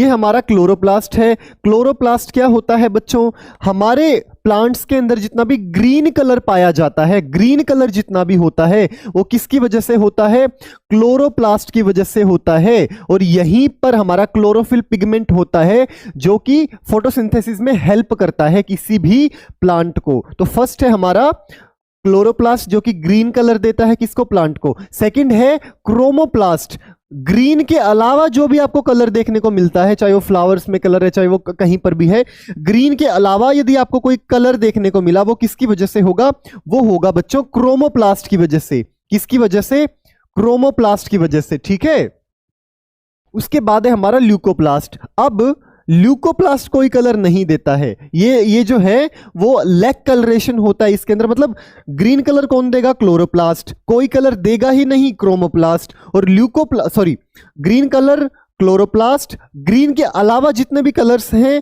क्रोमोप्लास्ट, और कोई कलर ही नहीं देगा, वो कौन सा प्लास्टिड है, ल्यूकोप्लास्ट। तो ये 3 प्लास्टिड हैं जो प्लांट्स के अंदर पाए जाते हैं। लेकिन फिर इसका फंक्शन क्या हुआ भाई, ये तो कलर ही नहीं दे रहा, ना ग्रीन दे रहा, ना कोई और कलर दे रहा। फिर इसका फंक्शन क्या होगा, किसका, ल्यूकोप्लास्ट का फंक्शन होगा स्टोरेज करना।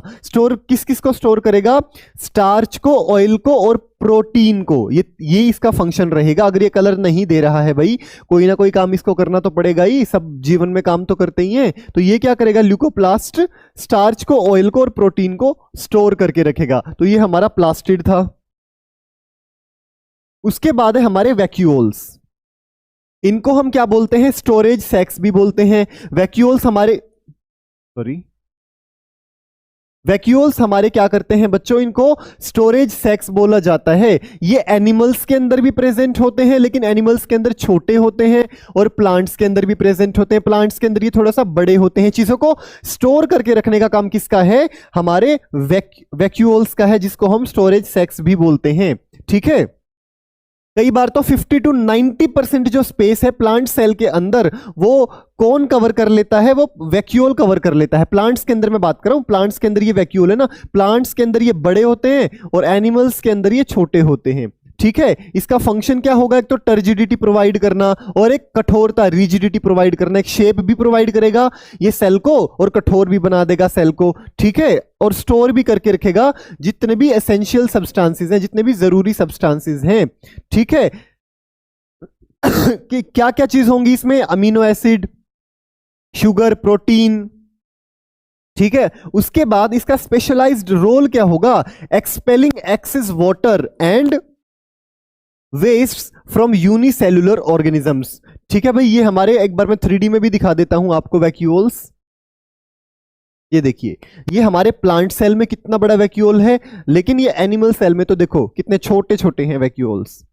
ये देखिए, ये प्लांट सेल के वैक्यूल्स हैं और ये एनिमल सेल का वैक्यूल है। सॉरी, ये प्लांट सेल और वो एनिमल सेल का था। तो ये देखिए, एनिमल सेल में स्मॉल इन साइज और प्लांट सेल में लार्ज, मतलब बिग इन साइज।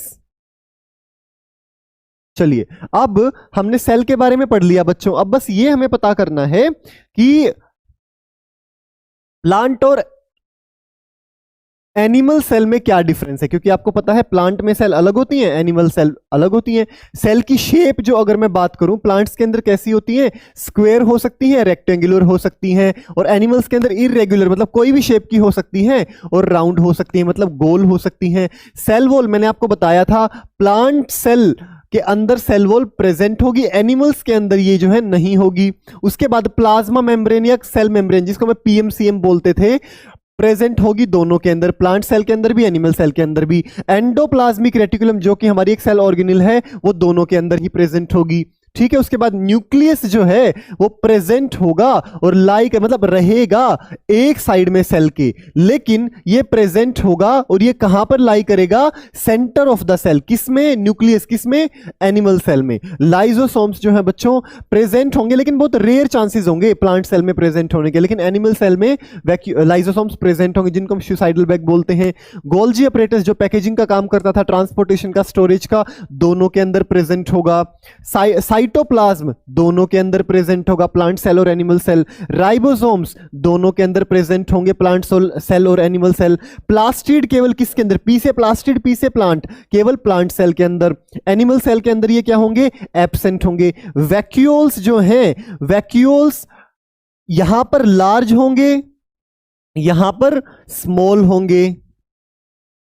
ठीक है, माइटोकॉन्ड्रिया प्रेजेंट रहेगा, लेकिन फ्यूअर इन नंबर में कम होगा। लेकिन एनिमल सेल्स के अंदर तो माइटोकॉन्ड्रिया ज्यादा। क्यों बच्चों ऐसा क्यों होता है भाई, माइटोकॉन्ड्रिया प्लांट्स के अंदर क्यों, क्योंकि प्लांट्स को इधर उधर तो भागना नहीं पड़ता, तो उनको थोड़ा सा हमारे मुकाबले थोड़ा कम एनर्जी की रिक्वायरमेंट होती है। और माइटोकॉन्ड्रिया क्या होता है, वो उस power house of the cell होता है, मतलब एनर्जी देता है सेल को। अब एनर्जी तो हमें ही ज्यादा जरूरत है ना, तो जितनी ज्यादा एनर्जी की रिक्वायरमेंट उतने ज्यादा माइटोकॉन्ड्रिया। तो thank you very much everyone, आप सभी ने बड़े अच्छे ढंग से पूरी वीडियो को ध्यान से देखा, और आने वाले आपके जितने भी चैप्टर हैं क्लास 8 के साइंस के, हर चैप्टर हम इस YouTube चैनल पर डाल देंगे। तो जिन भी बच्चों ने अभी तक चैनल को सब्सक्राइब नहीं किया है, वो सभी बच्चे चैनल को सब्सक्राइब कर लेंगे, बेल आइकन पर प्रेस कर लेंगे, ताकि आने वाली सभी वीडियोस का नोटिफिकेशन आप तक पहुंच जाए। थैंक यू वेरी मच, मिलते हैं नेक्स्ट वीडियो में, बाय बाय।